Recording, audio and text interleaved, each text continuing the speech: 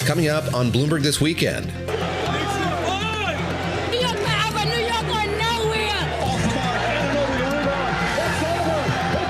That is what the end of a 53-year drought sounds like.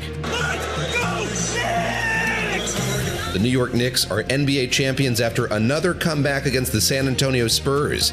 The city filled with tears, cheers, and a lot of blue and orange this morning. Plus, President Trump says an Iran deal will be signed today, but Tehran says it's still looking at the text. We're live in France ahead of the G7 summit. That meeting starting after fight night at the White House. This is prime time for the UFC, along with insiders, political insiders. This is a difficult ticket to get, especially if you want to sit under the claw. A report from the Claw on the South Lawn ahead of a UFC cage match on the president's birthday.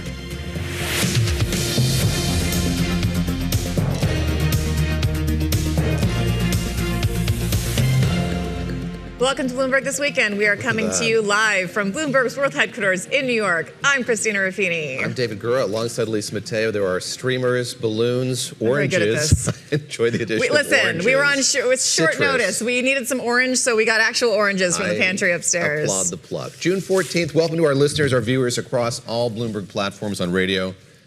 If you can't see on radio, of course, you're missing Christina putting streamers on me on the set. Streaming on Bloomberg.com and on the Bloomberg Business app. Christina, did you stay up? The question on every listener and viewer's mind, did you make it to the end of the game? 94-90, of course, the final score. I was ready. As the Knicks become the undisputed world champions. I was prepared and I fell asleep. But I was woken up by my very lovely neighbors, whom I've never heard make any noise in my life, screaming. I thought someone was being attacked, and I realized the Knicks had won, and they were absolutely losing their minds. And then I live close to the park where there was a big watch party, and I opened my windows and could just hear the city explode. It was pretty cool. Was the neighbors. Lisa, you told us yesterday you weren't going to stay up. You were committed to going to bed. I did. Okay. I'm having an extra cup of coffee this morning. Right. But you were adamant. I kind of dozed off in third quarter about. Right. But then I came back right at David Gura, did you make it through? I did not. I watched the first half, went that. to bed, and woke up when it was over, as you did. I heard the noise. But look, I'm trying to be responsible. I wanted to be able to put some sentences together here, but I'm extremely excited about all of this. I've been following it throughout. Jalen Brunson. MVP, yes, MVP, 45 points. points. Can you believe that? And just to see him and his dad there was just a special moment. His dad, assistant coach of the team. Yes, yes. That's which is a pretty cool. cool thing. It is. He was quite teary. I did watch the award presentation at the end, and an emotional moment. Everyone had their families, their kids. Everyone was just up there. It was great. And the city was mayhem.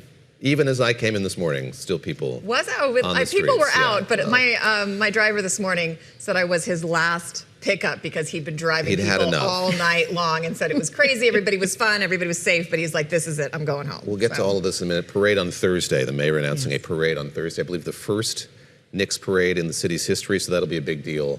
Is it really? It will be.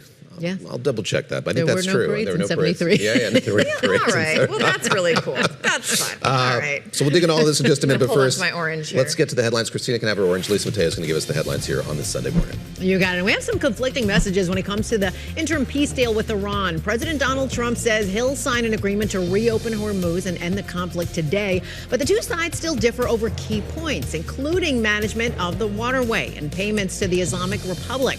President Trump said Iran would not get any money in the deal, while Tehran insists that it be paid for the damage from the war and be able to reclaim its own assets that were frozen by the U.S. Now, Iran also insists on retaining a degree of control over the waterway. And Pakistani Prime Minister Shehbaz Sharif said Pakistan is preparing for an electronic signing of the peace deal, followed by technical level talks next week. Now, those talks, they would last up to 60 days and focus on Iran's nuclear program.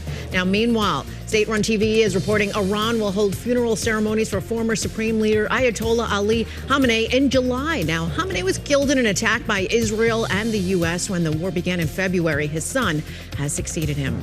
The Lebanese army has withdrawn its troops from a base in southern village after Israeli forces advanced. It follows an Israeli evacuation warning for about 20 locations. The attacks by Israel and Hezbollah continue despite a ceasefire. And in other news, President Trump has named a new lead to one of the most influential positions in the Justice Department, James McDonald, a partner at the Sullivan and Cromwell law firm, and the personal lawyer of the president, will take on the role of U.S. Attorney for the Southern District of New York. Now, McDonald is part of the legal team handling Trump's pending appeal of felony convictions in New York-related hush money payments to Stormy Daniels during the 2016 election. He will replace Jay Clayton, who Trump selected for National Intelligence Director. And in company news, conversations between Amazon CEO Andy Jassy and U.S. officials may have led to the Trump administration's decision to stop all foreign use of Anthropic's most advanced AI models. Sources telling the Wall Street Journal, Jassy told officials, including Treasury Secretary Scott Bessent, that researchers at Amazon had used a series of prompts to get Anthropic's Babel 5 model to give them information that would be used to aid cyber attacks and was supposed to be off limits. Security researchers, well, they tested Amazon's claims. David and Christina, what do you? Lisa, thank you very much. And this is a wild story. We saw this kind of developing over the course of the weekend. Users of Anthropic's models, some of them now unable to do that in Europe, outside the U.S., and all of this being conveyed to them via social media, so a lot of confusion. Right, and they said they're basically going to have to pull down the whole model because they have employees all over the world, and they can't really, it's not how the internet works, so they're just going to pull it down and reevaluate and try to lobby the administration. Anthropic calling it a misunderstanding, and they're going to figure it out, so we'll see what happens come Monday morning. Thanks, Lisa. Thank you, Lisa. All right, the Knicks did it, as we mentioned, winning their first NBA title in 53 years, another come-from-behind win, capping off an impressive string of victories in the NBA playoffs. Knicks fans, some have waited a long time. Some have never seen a championship in the city before. They were a bit overwhelmed with excitement. We're in New York City. It's one of the biggest economic cities in the world. We just won the NBA Finals for the first time in 50 years. Like, this is insane. I don't know how else to describe it. Joining us this morning, Vanessa Perdomo, host of the Business of Sports podcast on Bloomberg, and Eben Novy-Williams, deputy editor of Sportico. Eben, let me start with you, if I could. It's great to talk to you once again. I'd love for you to put this in context. Christina mentioning the kind of historical import of this just a moment ago. This was a team that had an okay regular season. We heard the players last night at that trophy presentation talking about how they were seeded going into these playoffs. This wasn't something that was kind of preordained going into them, was it? It was definitely not preordained. I'm proud to say that I did stay up last night. Bleary-eyed as well. All right, you win. Yeah. Not many things that have made me regret leaving New York City more than last night, for sure, just looking at the celebrations out there. Yeah, I think you see it in the way that people reacted. This was not a team that I think many expected to be this good this quickly. And look, the Yankees have won championships more recently, obviously. So have the Rangers. So have a lot of teams in New York. But basically none of them have had the kind of citywide impact that this Knicks run has had. So I think in some ways you're getting a sense that New York is a basketball town at its heart. And I think you're also getting a sense that 53 years for one of the most valuable basketball teams in the world, one of the most valuable sports brands in the world, is a really long drought for fans to have to wait between championships. I want to play off of that. Vanessa, I want to go to you and talk about just the comeback story. I mean, this is New York. New Yorkers come back. We get knocked down. We come back up again. Is that kind of the reason why this resonated so much too with people in New York?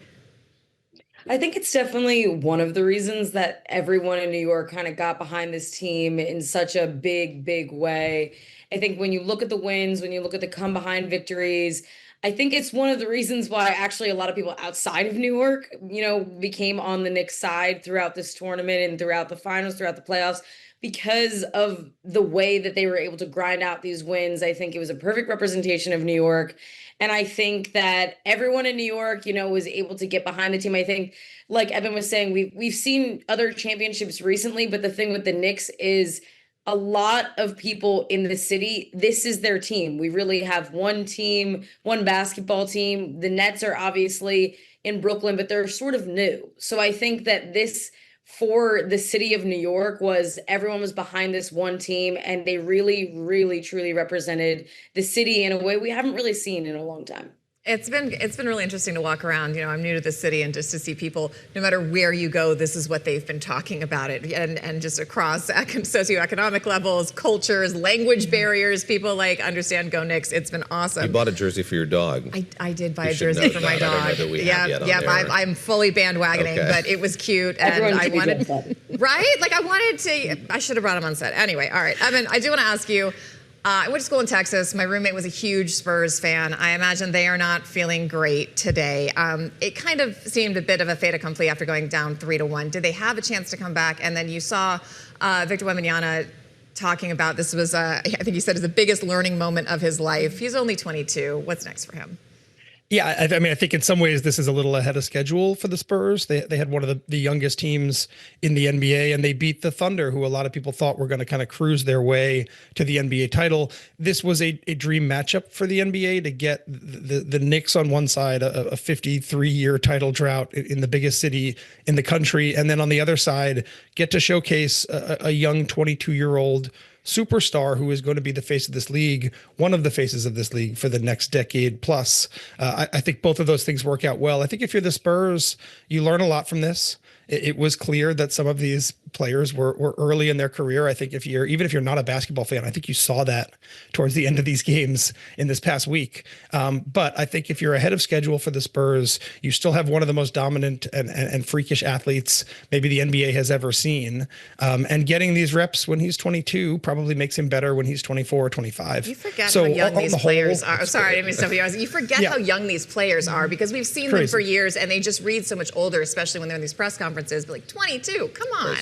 And Victor, we've been hearing about for it feels like for a decade almost, right? Because he's been a prospect for so long. But it does highlight how much more basketball we're going to see him play over the next 10, 15 years. Vanessa, let me come back to you. You mentioned the Nets. I live close to the Barclays Center. This is kind of like the sad side story here. The fact that this win, I think, has coalesced a lot of New York around the Knicks. And I sort of wonder where it leaves the Nets, who have been, I don't want to say suffering, but really having a bad run of it here in recent seasons. You know, the thing about the Nets is, like I mentioned, they're decently new to New York City. You know, they came within, the last 14 years. They're not new to the NBA. They came with a lot of, history in New Jersey. But the thing is, they kind of left that history behind, actually, in the way that they marketed the team. So they don't have as many natural New York fans as they would probably like. And they have had a hard recent years when they did have, these generational players, Kyrie Irving, Kevin Durant, James Harden. They had a few years ago, and it didn't pan out for them really at all. What truly probably one of the worst outcomes you could probably have with players like that. Mm-hmm. They're behind. And I don't know if it really is a story. You don't need to compare them necessarily. They are obviously in the same city, so people will do. But this is really about the Knicks' victory. I think that the Nets, they will prevail, but I think the good thing for the Nets owners, Joe and Clara Usai, is that they had a winner in the New York Liberty not that long ago. Eben, I want to go to you about the future of the team. I mean, Jalen Brunson, MVP, a great leader for the team. So many of them came together like a big family. You heard James Dolan talking about them, saying, we're going to bring another championship back. It's not going to be the last one. You won't have to wait that long. What does the future of the team look like? I know trades are part of the game. Yeah, I mean, I think that if you keep this core together, I think the future is probably very bright. As we said at the beginning of the show, this was not a roster that at the beginning of the playoffs, everyone said, "Oh, this is going to be a championship roster." So I think you have the ability to bring pieces in. It's New York, it's Madison Square Garden. All of the kind of aura around this team will make it easier to bring other players in. Personally, I'm more interested in the ownership future of the team. There's a lot of changes underway at Madison Square Garden Sports. As you guys know, there's a potential split between the Rangers and the Knicks. There is increasing chatter that the Dolan family may end up selling one of those two teams. That has been rumored on and off, I feel like, for the past 20 years. But yeah, as sports team valuations soar, the Lakers just sold for $10 billion. The Knicks, following this championship, would probably sell for quite a bit more. And even with the recent stock surge, the public markets don't value the Knicks in the same way that I think a private transaction would. So I'm very curious to see if this championship does anything to change the trajectory, and honestly, what that trajectory is for what Jim Dolan is thinking thinking about in the medium or longer term for the ownership of the Knicks? Eben, let me pick up on that. I think that's so fascinating. So Jim Dolan presiding over a lot of different companies here. There's Madison Square Garden Entertainment and Sports, and then there's the Sphere, which I think has been attracting a lot of his time and attention, and I should say has done very well this year as well. So he's presiding over a lot of different enterprises that have had a real run here. What is the calculus that he's going through here? I can imagine him standing on that stage, bathing in the adulation of all of these New York fans. That's kind of novel for him. It's not what he experienced at the beginning of his tenure sort of owning the team. Perhaps that might compel him, one might think, to kind of stick with the Knicks going forward. What's he going to be thinking through here in the months ahead? Yeah, I think one of the things this split does is it makes it easier to bring on kind of a big chunk of outside capital for either of these teams. And as you guys know, that has basically been one of the biggest business stories in American sports in the last 5 years, is that all these leagues have changed their rules. You can now bring on institutional capital that can own, depending on the league, something between 30 and 10% or 0% of your team. And what we've seen in a few other times is that you start down that road and you start looking at valuation and you start talking to people, owners, institutions, and then you think, oh, you know what? Like, what would it look like if we sold this whole thing? And then suddenly a small transaction turns into a much bigger one. So I think on its face, I think he's trying to keep his options open.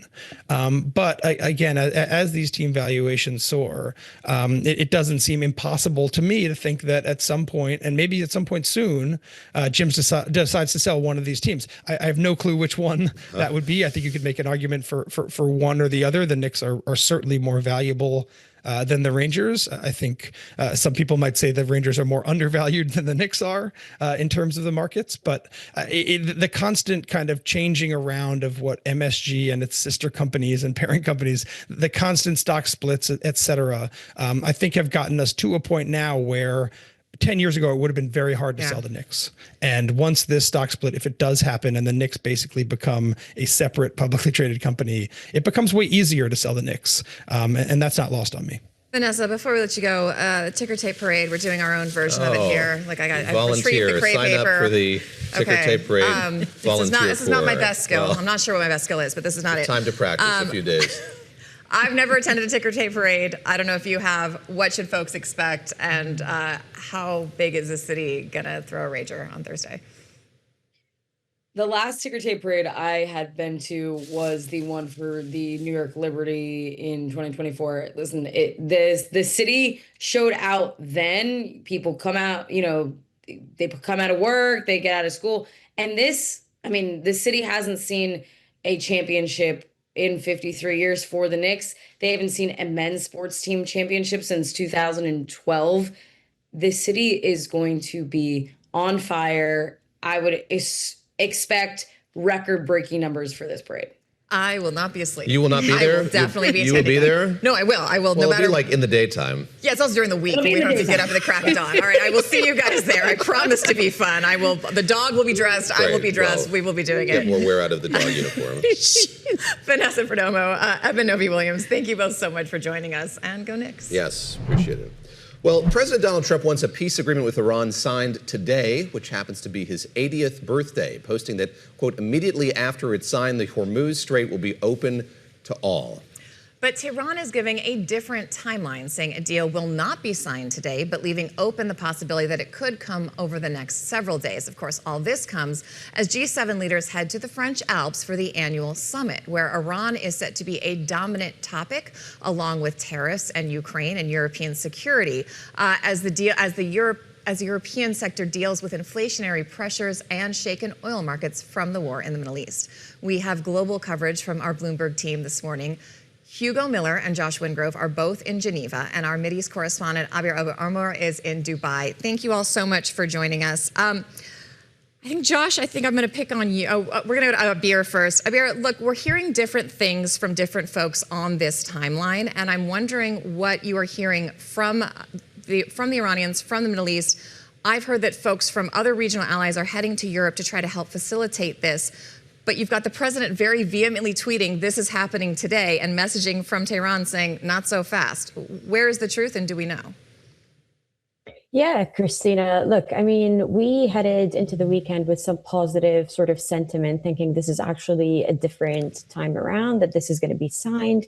What we're hearing right now is going back to this conflicting statement. So the latest comes from a Reuters report that suggests that Iran, the MOU that Iran is looking at right now, suggests diluting the highly enriched uranium within Iran in exchange for $25 billion of frozen assets. Now, we haven't heard from the American side of things. Reuters does cite a source familiar with the Iranian negotiating team, but we still have to hear. But look, I mean, even this report, those two elements, the highly enriched uranium to be destroyed or diluted within Iran, and then $25 billion of assets, those are things that President Trump has not agreed to. When it comes to the highly enriched uranium, he said he wanted it to be destroyed, whether in Iran or somewhere abroad in the United States.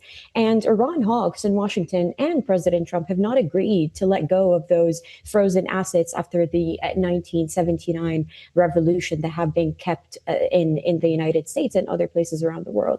So we're still getting conflicting messaging. I know our colleagues are in Geneva and other places as well to sort of be able to report on the American side. But from the Gulf, for example, what we're getting is we know that a Qatari team went to Tehran today to be able to sort of mend those differences. Qatar has emerged as a key player in the mediation over the past couple of weeks or so. We also reported on that alongside Pakistan. And so we're still in wait and see. We thought that by now, by Sunday, we're going to be getting a little bit more clarity on Iran coming to the table and actually this MOU getting signed. The Pakistani Prime Minister yesterday said that it would be signed electronically within 24 hours, but we're edging more and more towards it might actually be delayed. And the Strait of Hormuz still effectively shut. President Trump says that it will be opened as soon as the deal is signed. But then we're also not forgetting about the fact that Iran has mined the Strait of Hormuz and maintains that it wants management over it once the strait is open. So still, the concessions are not being met by both sides. Let's go to the shores of Lake Geneva now to Josh Wingrove, who is missing out on the president's birthday celebrations in the UFC fight in the Claw. Forgive me, we may have lost Josh. Hugo, still on the shores of Lake Geneva. Hugo, great to speak with you. And maybe you can set the scene for us there in Geneva, in the Alps broadly, as we look to the start of this G7. Yes, there are a host of economic issues and trade issues likely to be discussed by all the participants in that gathering this year. How large does the conflict in Iran, loom over the course of what they're going to be speaking about there? And what meetings does President Trump have planned on the sidelines here with other non-G7 leaders? Well, right up until yesterday, there was speculation that a deal was at hand and there would even be a signing ceremony here in Geneva, hastily convened. And in fact, I flew in from some reporting yesterday morning to Geneva Airport, and there were 4 sort of twin rotor helicopters, U.S. Army helicopters, plus a massive transport plane that was really kind of setting the scene for a very large presence. Obviously, President Trump has not yet arrived. And I think the very fact, as we were just hearing, that there is a very much on or off deal means that it's very, very hard to predict what's going on. But obviously, as you say, the peace talks and finding a solution has dominated what would otherwise be, a G7 meeting about global cooperation. Because in addition to whatever the US and Iran managed to negotiate, we have President Macron convening leaders from the Gulf region here as well. So it's very much not a kind of G7 business as usual type of event this year.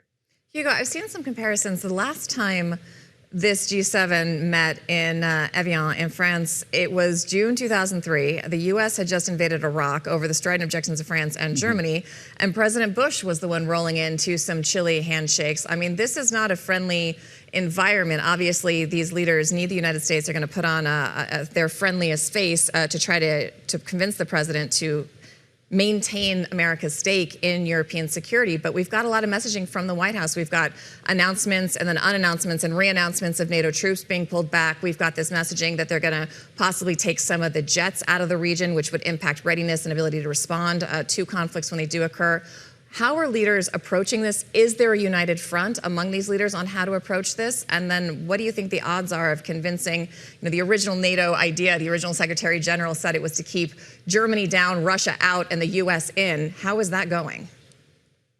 Well, we know that the NATO Secretary General Mark Rutte's kind of approach of buttering up the U.S. president was thought initially to be a successful strategy. And then clearly, one by one, U.S. leaders have been willing to say, no, we are simply not going to do that. Started with Keir Starmer, and then you've seen Premier Merz in Germany do the same thing. So it feels like that approach where we're going to just go along with whatever Donald Trump says in order to keep him on side. That kind of unified front has been sort of undone, picked apart, because they just realized that even sometimes doing that doesn't guarantee you the results. You just mentioned, the major plans this week to pull U.S. fighter jets out of Europe. So Mark Rutte's sycophantic approach, dare I say, maybe appeasement, one of those, yeah. One of those words, the A word. It has not worked, and so. I think you're going to see a rather, obviously we're not going to be right in that room, but you're going to see a less than united front. And so it'll be the mood music, and it will be whether they can manage to achieve any kind of agreement on a communique coming out of the meeting that will clearly be parsed very closely by those looking for signs that friendly coalition or sort of mutual willingness to work together has really fallen apart definitively. Here in the U.S., the president's distaste for the JCPOA is pretty evident, pretty palpable, and he tweeted about that yesterday, that this deal is not that. That was a smooth, beautiful road to a nuclear weapon, to paraphrase him. His deal, whatever that may be, is not. I'm curious how large the historical resonance is at this moment, how much leaders throughout the Middle East are talking about getting back to something like the JCPOA. Is it something that they're trying to avoid as assiduously as President Trump is? Yeah, well, look, I mean, the current deal or the MOU, the 14 provisions that were leaked by semi-official media in Iran yesterday suggests that a lot of the concessions that are on the table may actually be worse off. So a lot of it plays into Iran's favor. So the two things that President Trump wants to get through the line is for Iran to never be able to get a hold of a nuclear weapon. But the thing is, Iran has always maintained that it wasn't going to get a nuclear weapon. I know a lot of people talk about the fatwa that was issued during the late supreme leader's time, but that is, we don't know if that fatwa dies with him, and that is sort of an Islamic way of getting things done in Iran. But we don't know if that fatwa dies with him or if it is still pretty much the case. Now, there's a body of 88 clerks that kind of comes up with those fatwas, and we haven't heard since his death if that changes. So for the time being, what we know is that Iran is still not going to get a nuclear weapon, or is not seeking to get a nuclear weapon. And then the other thing that the U.S. would win out of this is the opening of the Strait of Hormuz. And arguably, the Strait of Hormuz was pretty open for business before this whole thing started late in February. The other concessions, our own teams and then wider analysts say that they all play into Iran's favor. So the unblocking of the 25 or 24 billion dollars of frozen assets, removing the oil sanctions, the rebuilding of Iran. Again, that leaked statement suggested that Iran was asking for about $300 billion in damages to rebuild the country economically. So a lot of the consensus here is, well, how does this deal leave us better than what happened under President Obama, the JCPOA? And then the main thing that President Trump wanted to change was a regime change. Now, he said that we're dealing with a different regime in Iran, but ultimately it is still, the son of the late supreme leader that is making the ultimate decisions here. The consensus is still about whether this is actually better off than what we had a few years ago under President Obama or not. don't know yet what concessions are going to be met. So we'll have to wait and see again. And Hugo, that's a question that some European leaders have voiced pretty openly, including Merz of Germany, who said that essentially Trump was being played by Iranian negotiators earlier in this process. Those comments are still kind of hanging over this summit. I want you to run us through who the president is meeting with and who he's not meeting with, because he's having bilats with some of these leaders, but he's not having bilats or even meetings on the sides of the G7 with some pretty significant figures, including Benjamin Netanyahu and Zelenskyy. They're having like a working group, but they're not having a one-on-one. Yeah, no, I think it's the final agenda, but I mean, I think it's still very fluid because everything will be overshadowed by a deal or the failure to get a deal. And that, I think, is something he really wants to be able to bring. So if he's got a deal, he's going to want to trumpet that. And I can imagine that some of those bilaterals are going to be set aside. But yeah, clearly he does not take well to being criticized by the likes of by Merz. And I don't know the latest if he was supposed to have a bilateral with him, but I think those kind of comments about President Trump getting played are likely to see him snub. And obviously, as the leader of the most powerful economy and military in the world, he has that prerogative, and we've seen him do it in the past. So it's going to be very interesting.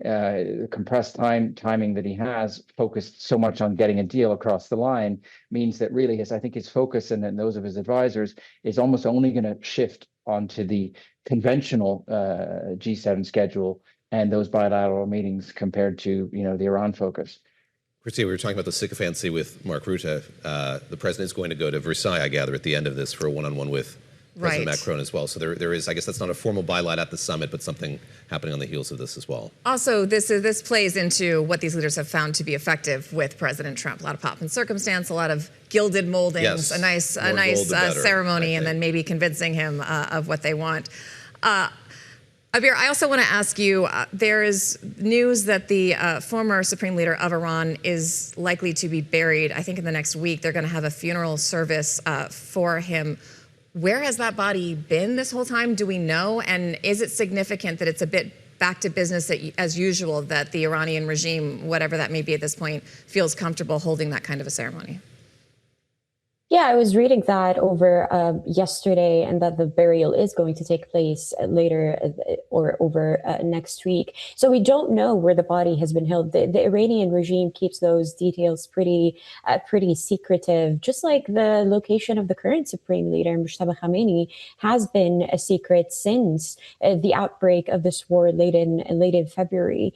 And so, look, we don't know the details. We know that previously burials or funerals held for such leaders have brought in millions of people. We don't know how that's going to take shape under the current circumstances in Iran.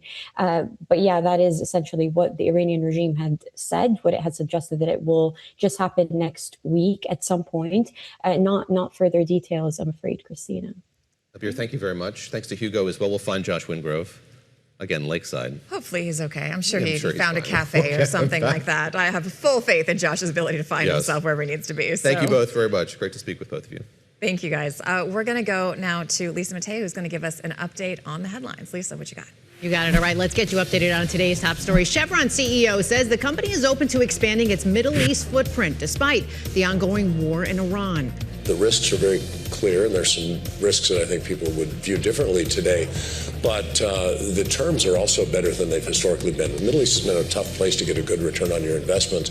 And countries there have been willing to engage in negotiations that offer what we view as a fair balance of returns for investors.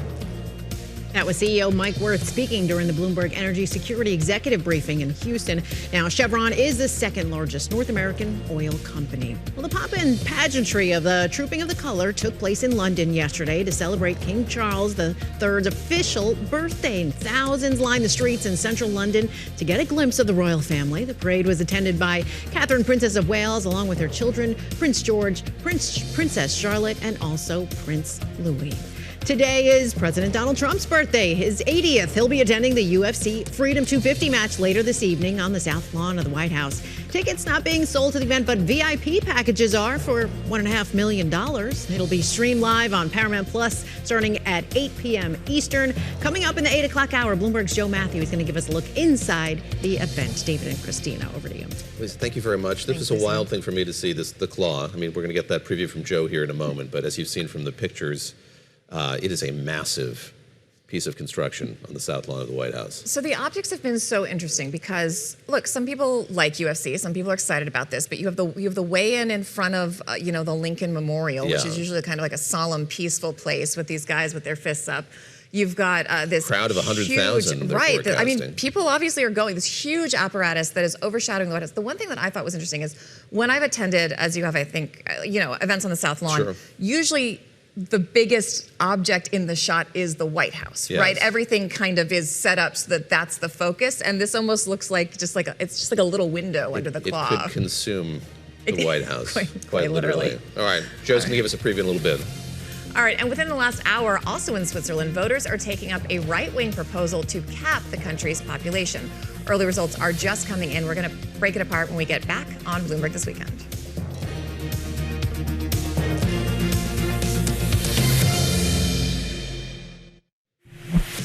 Thanks for joining us live on Bloomberg This Weekend. I'm Lisa Mateo. Let's get you up to date on today's top stories. And Knicks fans, they are celebrating a title more than 5 decades in the making. This is so many years. Everybody was waiting for this. The city is ready. The city was here. We outside. New York Knicks, New York forever, New York or nowhere. We were ready for this. Well, New York topped the San Antonio Spurs 94-90 in Game 5 of the NBA Finals, taking home the championship for the first time in 53 years. Jalen Brunson, who was named the Finals MVP, he scored a series-high 45 points. It was another come-from-behind win as the team trailed by as many as 16 in the game and then was down by 10 with 8 minutes left before making that comeback. Now, in New York, it was a street party like no other throughout the 5 boroughs, along with numerous watch parties. Mayor Zohran Mamdani said that a ticker-tape parade will take place down Broadway's Canyon of Heroes on Thursday. But some celebrations did get a little bit out of control. Fans smashed and tore apart several parked school buses, setting one on fire in Midtown. Others set off fireworks and fired smoke grenades. The NYPD says there were multiple arrests. Let's get to some World Cup action. It was a tie between Qatar and Switzerland at 1 apiece, the same for Brazil and Morocco. Scotland, they topped Haiti 1-0, and Australia beat Turkey 2-0. Today, we have Germany taking on Curacao. The Netherlands battle Japan. Ivory Coast, they play Ecuador. And Sweden, they face Tunisia. David and Christina, a lot of action. A lot of action. Yeah. It was a late game last night. There was the Knicks game and then this World Cup game featuring Australia. It was too late. It started like 11. It was I was looking at the scores and I was like, wait, it played already? In Vancouver. I think it was in Vancouver, which was not happy for me. No. We love all the sports balls, but that's too late. Too late. Right, too late. Lisa, thank you very much. Some breaking news here. It looks like Switzerland has voted against capping the country's population at 10 million. The Swiss Broadcasting Corporation projects 55% of Swiss voters will reject that population cap. Joining us now to discuss is Bloomberg's economy and government reporter in Switzerland, Bastian Benrith-Wright. Thank you so much for joining us. This was struck down, but it was pretty close. I mean, 55-45. That's not a blowout. Why was this getting traction with voters? And can you talk to us about the two camps and what they were arguing on this issue? Yeah, so this is by far not the first campaign to limit Switzerland's immigration. Switzerland is a very attractive place. We have high immigration every year because the companies we have big companies here. Nestle is here, Roche is here, Novartis, UBS. They are just drawing a lot of people to fill their workforce, and therefore the immigration is high. And right-wing forces have for decades campaigned to cap the immigration and to cap the population, arguing that the country just doesn't have enough space for all the newcomers, is in a way their newest way to approach to medium voters, middle voters. And they ran into staunch resistance from the companies, which I mentioned, who said this would cut the country off from vital immigration to fill workforces. And it looks like Swiss voters have voted with their heads and not their guts. Switzerland really dodged a bullet here because also a lot of economists said, guys, this is not going to work. So yeah, looks like it looks good for the Swiss economy. Talk a bit about the genesis of this. So the kind of right-wing Swiss People's Party was what was the main proponent of all of this. Where did it come from, and why at this moment was it, I don't want to say overwhelmingly resonant, because of course it wasn't, but it did get traction, and why is that the case broadly? Well, Switzerland is kind of a special case because Switzerland is an island in a way in the middle of Europe. It never has joined the European Union and even the United Nations only in 2002. So sovereignty, particularly sovereignty over the borders, is really a thing which resonates here. As I said, we have decades of campaigns from right-wing forces arguing that like Switzerland needs to retain its control and so on. So it's really something which resonates with the population here to say this. And it's this population cap proposal is just a vehicle. It is right-wing forces have been arguing for a long time to restrict relations with the European Union for one thing, and to reduce immigration for another. And the argument that the country is running out of space, I mean, initially, intuitively, it makes sense. Switzerland has a lot of mountains, but this argument really was more a vehicle to appeal also to voters who don't usually vote for the Swiss People's Party. It's an interesting breakdown because a lot of the places in Europe, I think about the UK, where you're getting pushback on immigration. It's a lot of illegal, what is referred to as illegal immigration, migrants, things like that are the flashpoint. But in Switzerland, we've got these numbers from the New York Times. The Swiss population has grown by more than a quarter to 9.1 million. But as of 2024, only about 89,000 migrants were recognized as refugees. 2 million were permanent foreign residents for Europe. So to your point, I had a friend who tried to get a work visa in Switzerland. He couldn't get it. It's really hard to do. You have to have a sponsor. You have to have a company. It's a long process. The fact that companies want this workforce and the population is saying no makes it a bit of a different case than I think we're seeing in other places. Yes, indeed, absolutely. It is definitely a dichotomy between what the campaigns argue and what the numbers say, because the Swiss People's Party has really pushed this point of like too many people are coming and it's the wrong ones. It's all asylum seekers and asylum abusers and so on. But as you just said, that's actually a minuscule number. By far, the majority of immigrants into Switzerland come because they want to work here, and they come with a work visa. The situation you described is a little bit different for European Union citizens because there is a free movement of people treaty in place between Switzerland and the bloc. So that's a little bit different than when you come from the US or from other places outside Europe. But it is precisely this free movement treaty which makes it a lot easier for the big corporates here to recruit people. So this free movement treaty would have definitely come under threat if this population cap had been accepted. And this was also, because people know that it's really beneficial for companies, this was also a big argument of the no side in the campaign. And it seems like that has resonated with voters. Bastian, I want to ask you about Switzerland's competitiveness at this moment, enjoying this unique place in Europe. Obviously, the financial sector is so hugely important to Switzerland, as has been for such a long period of time. When it comes to wealth management, how well is it holding on to its kind of marquee position there? How much competition does it have for those jobs and for that industry right now? Well, there is a lot of competition for this. Switzerland has a tradition in finance, no doubt, but Boston Consulting Group report showed that Switzerland lost its top spot as a booking center for wealth management actually last year to Hong Kong. So there is a lot of competition there. Hong Kong is one, the Gulf states are another one, obviously, Singapore. So we have, there is competition, and there is a lot of talk here also about that Switzerland may slip, particularly in its traditional strength of finance. So now that this referendum has not passed, where do you see this going? Will this be the end of it, or do you expect efforts like this, maybe smaller portions of it, smaller motions, to continue? It seems to me like this, again, quite a few people did vote for this. This is probably not going away. Yeah, no, absolutely. Like, it is a sentiment which resonates in the population. And I mean, like, we are probably going to end up with 45% of the population voting yes on this, right? This is like far from nothing.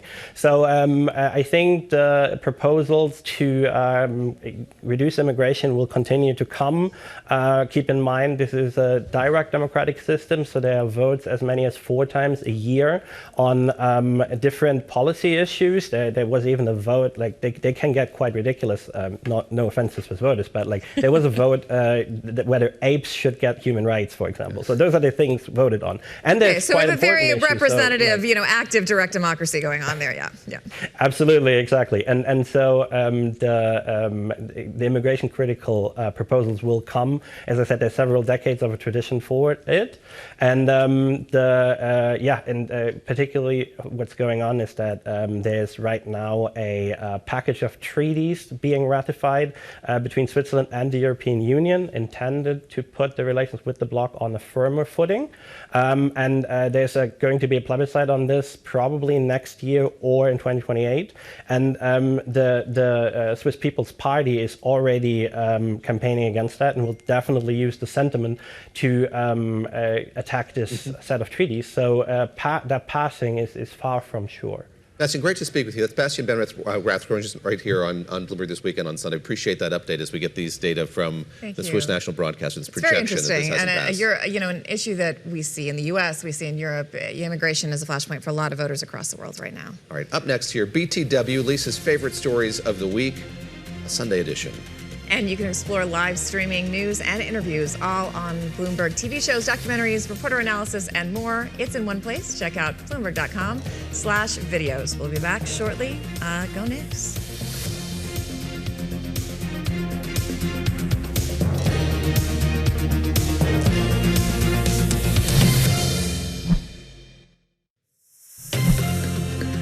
Welcome back to Bloomberg This Weekend, or BT Dubs. I'm Christina Ruffini here with David Gura. Lisa Mateo is here with a giant orange. I'm sorry you missed that during the break. We barely made it back on air. We had for Knicks decoration, but they are edible. Yeah, for those of you who don't know, Lisa is our health nut, and she eats like every hour on the hour. I try to emulate it. I do not. And I was hungry. I'm sorry. It's okay. We made it. We made it back from break. We made it back from break. There's a breakfast show. Lisa, dial in. Okay. What you got? Here we go. Okay. So prom season, right? My daughter just had her prom. Did this. Yes. So she had her prom. You get to see everyone dressed up. Well, here's the new thing with proms. Okay, this one's from the Wall Street Journal. This one kind of surprised me. Okay, the new college football millionaire spending $80,000 on their high school proms. Oh. Okay, we're talking about the kids who are getting those 6-7-figure NIL deals. All right, so this is how it happens. So they're elite graduates, right, from high school. They graduate in December. Okay. So they can start training. So they're missing out, that January, February, March. So they're missing him out. But they're still getting the checks from the NIL deals. So they come back for the prom. How nice. And they go extravagant. Okay, Sure. Here's what we're talking about. Okay, catered lunch for 100 people, viewing stage, throwing out $20 bills, just going like this, okay? Louis Vuitton sneakers, 2,000, making it rain, as the kids say. Lisa Mateo, making it rain. Louis Vuitton sneakers for 2,000. Yes, they have chauffeured Bentleys that they come in. The moms, they talked to some of the parents in the story. The mom said she just wanted her son to kind of experience, the best things, in life. But it's a tough situation because how long do these NIL deals. How long they last? I should say, I'd like to talk to those parents because it doesn't really seem like it's going to indicate they're going to be responsible with their finances going forward. Right, getting the chauffeured Bentley. Yeah, I mean, Shaq tells this great story about when he got his first NFL, my goodness, NBA paycheck. I'd like to hear that story. Oh, shush. Again, we're all struggling this morning, but he didn't realize he spent it almost immediately and then had to get a financial advisor who he credits with showing him how to do it properly. But to your point, this is not setting these guys up for success. And also these careers, to your point, don't always last. So that's money that they may want to hold on to. There wasn't all that, there were a few kids in there who said that, the biggest thing I bought was a Costco watch, I splurged on there are some, it's not all of them, but it's tempting. Go buy a really fancy tux or buy your, get a great limo. The Bentley's okay, fine, but come on. The NIL, they might not last, but memories of prom last forever. Did you guys go to your proms? Absolutely. Yes, I did. You? I went to one. I skipped the senior one. Aww. To party or no? That's a long story. Okay, to do we don't something have else. time, To we do don't have something time, else. we I don't have time. know. Lisa, what else do you and in have? Jersey, we go to the Jersey Shore after. Okay, so this one goes around the World Cup. Okay, so this is from the Washington Post. Restaurants are adding World Cup service charges, fearing tourists won't tip. Because there's different, if you go to Europe or different places, tipping is different. The rules aren't the same as they are here. So what restaurants are doing who live around these 11 cities that are hosting, they're adding 20% service charge to the bill. So if you're American and you're not paying attention, check that bill. and you're not used to it, you got to check your bills because there'll be a 20%. Do you ever do charge. that? You don't notice it? You double tip? Yeah, because I always tip, and I see. have to check now because more places are doing that. I also the default on the iPads has gotten out of control. I went someplace and Starts the at default was 25. 25, then 30, then 35, like for a coffee. Are you seeing a lot of World Cup people? I mean, you live in Manhattan. You live in the city. Like, are you seeing a lot of tourists from? I saw some yesterday. So some of the buses are going through Columbus Circle. So I saw a lot of people heading that way, and I did see a bunch of guys in kilts walking down the street the other day, and I said, welcome, and they're like, thanks.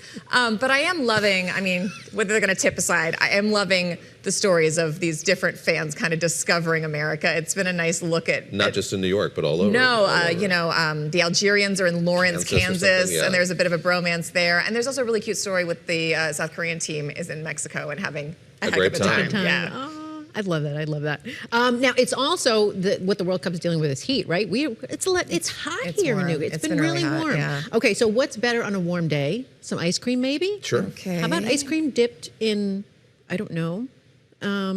This is from Bloomberg. Ice cream not decadent enough. Dip it in butter. Butter. Lisa. For $9.50 a cone. I kid you not. Okay, so this is Dominique Ansel. Oh, For a you radio love that. audience, Just there's be a glad if you're an vat of audio butter listener is and what a I want pat to of say. The butter. audio listeners are having the superior experience right now. This is so this is Dominique Ansel, though, in Greenwich Village. She has a spot there. Yeah. Maker of the Cronut. That's what you know him Sure. for, right? Now this is the new thing. Apparently it's a waffle cone, vanilla bean ice cream, dipped in that. You know how you have the chocolate dip? Yeah, it's that What's for the radio most viewers. extraordinary here is there's butter. a pat of butter put in the cone. That's what then really the ice cream, and then the dip in melted butter. It's a limited run, okay, but it's so popular they made it permanent. I do so get this is salt here to and butter stay. ice cream a lot. Do in you my really? neighborhood. Yeah, we have it. And then Is it good? another Ice very good. And then another treat that I get is the vanilla ice cream with olive oil. That I can get down with because I put I've olive oil never on heard. yogurt. Yeah, it's salt and really olive oil good. on that. It's really good. Very good. So butter, why not then? Why not? Go if for it. asked, I will try it. To David's Don't point, you it is worry. the pat of butter that's really throwing me. Like I could Right, before maybe the ice cream accept goes the in. thin dip, but they just put a hunk of butter in that ice cream. Don't knock it till you try it. I That- haven't. true. I'll try it. $9.50. All right, too next much money, week, but that's butter another story. on set. Yes. Next week, butter All right. ice cream on set. Let's go on to malls, right? When I grew up, it was about the malls. Same right? here. Everyone Of here, you course. hang out, you go to the mall, and then you call your mom, from the payphone and say, collect call from Mom, come get me. Yeah, so you don't have to pay, or she doesn't have to So pay. yes, that's how we did it. But malls in the U.S., they've been struggling. We know this. But Southeast Asia, this is from the weekend, 12 hours at the mall in Southeast Asia. That is easy. They're adding pickleball courts, badminton, prayer halls, Olympic-size ice rinks, and they are doing great. Is this People because are going it's so and hot enjoying. and you can be air Correct. conditioned? Okay. Yes, it all helps with the Fascinating. temperatures, All for right. sure. Wow. Check that out. All right. Bloomberg Weekend. Is there an Orange Julius? Oh, Wouldn't that be Orange nice? Julius. Oh, I'm here to David, you elicit just odds awakened from something I'd forgotten existed. nostalgia Oh, that's on incredible. set. That's my job. Orange Yesterday, Julius and boy getting bands, some earrings today, on Orange clearance Julius. at Claire's. That was my childhood. Claire's. Very Still in nice. business? I don't know. Yeah, still around. Oh, my Still around. goodness. Spencer's? No? I don't know. Lisa? Deep All right. cuts. All right, we're Coming coming up on 8 Yeah, a.m. sorry, you go ahead. We're coming up on 8 a.m. The next hour of Bloomberg This Weekend starts right now.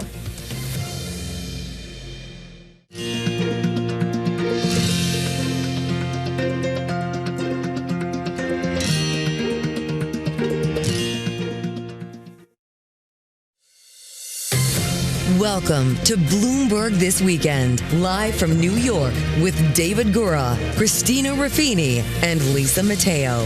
The latest headlines, key analysis, big interviews, and the stories that hit home on your days off.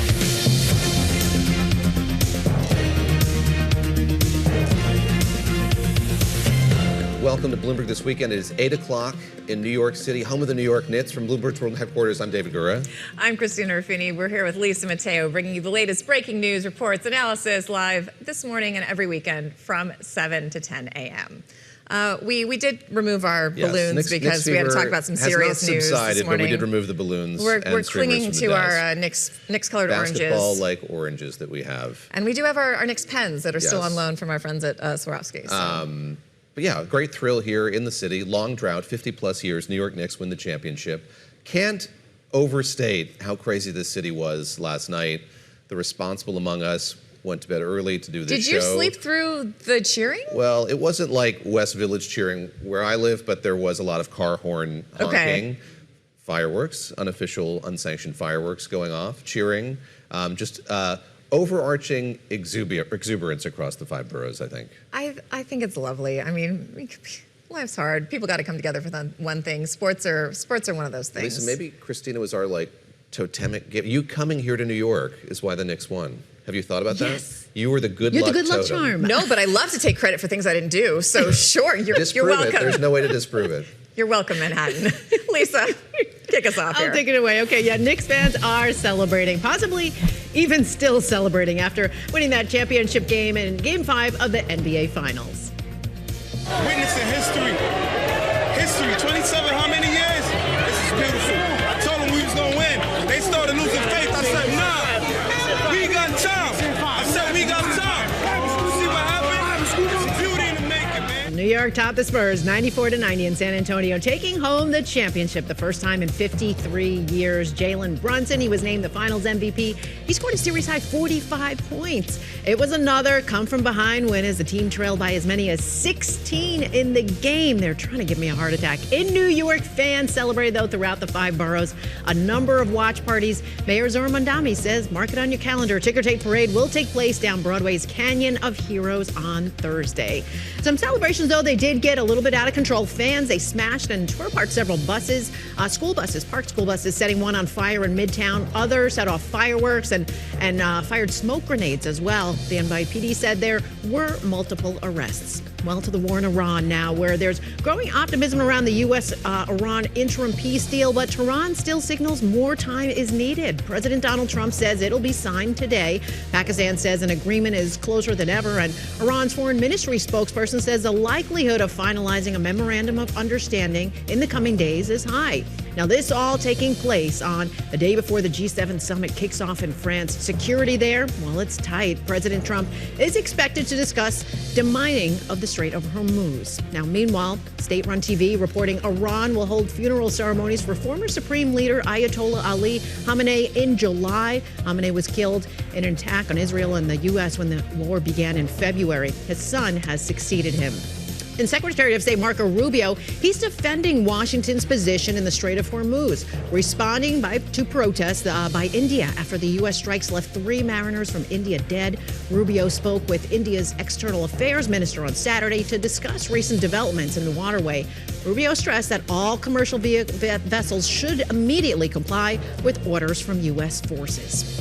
And the attacks by Israel and Hezbollah continue despite the ceasefire. The Lebanese army has withdrawn its troops from a base in southern village after Israeli forces advanced. It follows an Israeli evacuation warning for about 20 locations. David and Christina. Lisa, thank you very much. This is, of course, a crucial part of the story involving cessation of hostilities in the Middle East, or what happens with Lebanon going forward. Iran insistent that end before. Is it included? Is it not included? Yeah. And how will Israel either abide by or not abide by an agreement that they're not party to? All right, right now, as we've been talking about, the timeline of an Iran peace deal hangs on mixed signals from the White House and from Tehran. President Trump posting on social media the signing of a memo of understanding would happen today, expected to happen electronically, while Iran's foreign ministry says it will happen in the coming days. And all this comes as world leaders are having to Evian, France for the G7 summit, which begins tomorrow. Back with us is Bloomberg's Geneva correspondent Hugo Miller. Hugo, how are European leaders approaching this? It is unclear if this deal will be signed or not signed by the time they all convened. Do they think that they can have any influence over the outcome of what is actually in this deal? Because what we're looking at is an MOU, right? It's a temporary measure, a stopgap with the hopes that we'll get to, at a later stage, a harder nuclear negotiation. The original nuclear deal, JCPOA, had a lot of buy-in from the E3, that's France, UK, and the US, but also from European leaders, and that kind of helped hold everyone to account. I'm wondering if Europe is trying to get buy-in in whatever happens, and do we know if, agency inspectors from the IAEA are going to play any part in this? Look, I think they are definitely wanting to try to control the narrative as much as possible. You have a large European presence of European national heads of government there alongside President Trump. But I just think the trouble is no matter how much they plan for Monday, Tuesday, and Wednesday's meetings, everything is really just going to come down to this is it or is it not a deal that the Iranian and the U.S. sides are both, talking about. And so, as much as President Macron has convened these side meetings with Gulf leaders to really try to sort of control the narrative and be very much setting the agenda, given that he is obviously the host and the host nation. It ultimately seems like it's really going to be dictated by the big man on the virtual campus or the G7 campus, which will be Donald Trump. We look at what happened last year in Kananaskis, the president kind of flying in, swanning through it for 24 hours and then heading out because of other international developments and distractions that he had to deal with. And Hugo, I wonder sort of what the expectations are given precedent when you look at how he has comported himself and conducted himself at G7s and G20s past. There's always an open question. How engaged will he be? Will he stay the entire time? And that's kind of influenced by the way that he looks at multilateral institutions broadly. Maybe you could speak to that, just sort of how he is thinking about the importance of these alliances broadly and with the countries involved going into the summit. Yeah. If I knew how he was thinking, I probably wouldn't be doing this job. But fair enough. My observation from here on the shores of Lake Geneva is that I think we've seen in anything he does, foreign policy, domestic policy, he relies on a certain level of unpredictability, and it allows him to keep Starmer, Macron, Merz, and others off balance. And even though, as I said, he's not the host here, it's President Macron, I think he will rely on that. But I also think that, as many more seasoned analysts have said, there is not just deliberate unpredictability on his part, but there is also the whim and the feeling that if he's not getting the deal that he thinks he should as President Trump and as the leader of the free world or the world's most powerful economy and so on, then he may just say, no, this is not the deal we wanted. And I think the very fact that we're seeing this back and forth over the course of this afternoon and yesterday shows just how kind of fragile or how unpredictable this would-be deal really is. Well, and part of that unpredictability has got Europe reevaluating how it does its own security, right? Because I covered this administration the first term. You had a Secretary of State at the time, Mike Pompeo, who, despite messaging from the White House, really believed in NATO and spent a lot of time in Europe and Eastern Europe saying, we're in, we promise we're staying in this alliance. Congress passed a measure saying that you couldn't just withdraw from NATO. But there's a difference between being in NATO and being a participant and really upholding your obligations when it comes down to it. And we've seen from Europe uncertainty that the U.S. is going to fulfill all those obligations, especially as we were talking about earlier. The U.S. says it's pulling fighter jets out of the region. The U.S. is drawing down troops. Are there any specific security goals that these leaders at this G7 still really need from the U.S. as they try to ramp up their own ability to defend themselves? Especially, we've seen much more defense spending in countries like Germany and even France. I think the trouble is that the incumbents in Paris and in London and Germany just don't have the political credit and will right now. I mean, Keir Starmer just lost his defense minister 2 days ago. President Macron was heading into an election that his party, if it were run tomorrow, would be set to lose to the far right. And President Merz is a deeply unpopular premier in his own country. So these three men would very much like to be able to set the agenda. But they don't have the political clout right now, and they are dealing with the unpredictability of Trump, which culminated, as we saw this week, in the announcement that they're going to be pulling out a large swath, is it 1/3, I believe, of the U.S. fighter jet contingent based in Europe. So it's a real sense of fragmentation, dislocation, and even the best efforts of Mr. Mark Rutte to butter up the president have seemed to be a strategy that is just not worked, and so people are now moving away from that, and I think waiting to see, get through this meeting, get through perhaps the midterms, and then they see if there is a President Trump who has been whose wings have been proverbially clipped. Perhaps that will embolden them to set a more European agenda, a more proactive agenda, rather than simply reacting to what the president says and does. Yeah, according to the New York Times, the leaked report is that the U.S. will reduce the number of F-16s and F-15E fighter jets from 150 to 100, also reduce maritime reconnaissance aircraft from 26 to 15, and reallocate missile launching submarines and aircraft carrier along with several warships. That's pretty significant. The Pentagon, of course, declined to comment. Indeed. Brings me, Hugo, to a name we haven't mentioned explicitly, and that's Vladimir Zelenskyy, who's going to be at this G7. He's an invitee. I believe there's no indication that President Trump's going to meet with him one-on-one, but as you talk about European priorities and how they might wrest control of this agenda if they could and reprioritize things. Ukraine is something that's very much fallen to the wayside on the President Trump's agenda. I'm curious what you think that meeting, what Zelensky's role in that meeting is going to be like. Well, it's a working session, and we've seen from President Zelenskyy that he doesn't stand on parade. He uses these opportunities to really try to extract the most for Ukraine in terms of support, political or military support. So a working session would suggest that he's really going to try to get something solid out of the G6, as it were, even if he knows that the seventh member, the most powerful member, cannot be relied upon. Obviously, when there was a last major meeting of a lot of these leaders in Davos, it was really felt that Putin had the momentum on the battlefield and was taking advantage of the war to squeeze Zelenskyy. Amazingly, 6 months later, the Putin sort of war machine has ground to a halt, at least in terms of making advances. There's even talk that Ukraine has got the wind in its sails with its drone attacks and its precision ability to sort of precisely target Russian infrastructure. So perhaps he'll feel a little bit more emboldened. But I think the uncertainty, as always, is what President Trump will do. Sometimes he plays up Zelenskyy as his friend, but then there was that famous meeting where he and J.D. Vance kind of ambushed Zelenskyy. So you really just don't know with those two what the exchange is going to be. Whereas we know with the other G6, it's going to be very much, we have your back, we're doing what we can to support you, and what will emerge from that will be much clearer come Wednesday. Hugo, great to speak with you. Hugo Miller joining us from Geneva, giving us a good preview of what's to come here at the G7 summit. And I want to bring in another voice now. That's John Feiner, who, of course, is a distinguished fellow in residence at the Yale Law School, served President Biden as Deputy National Security Advisor, and was Chief of Staff in the State Department Director of Policy Planning under President Obama.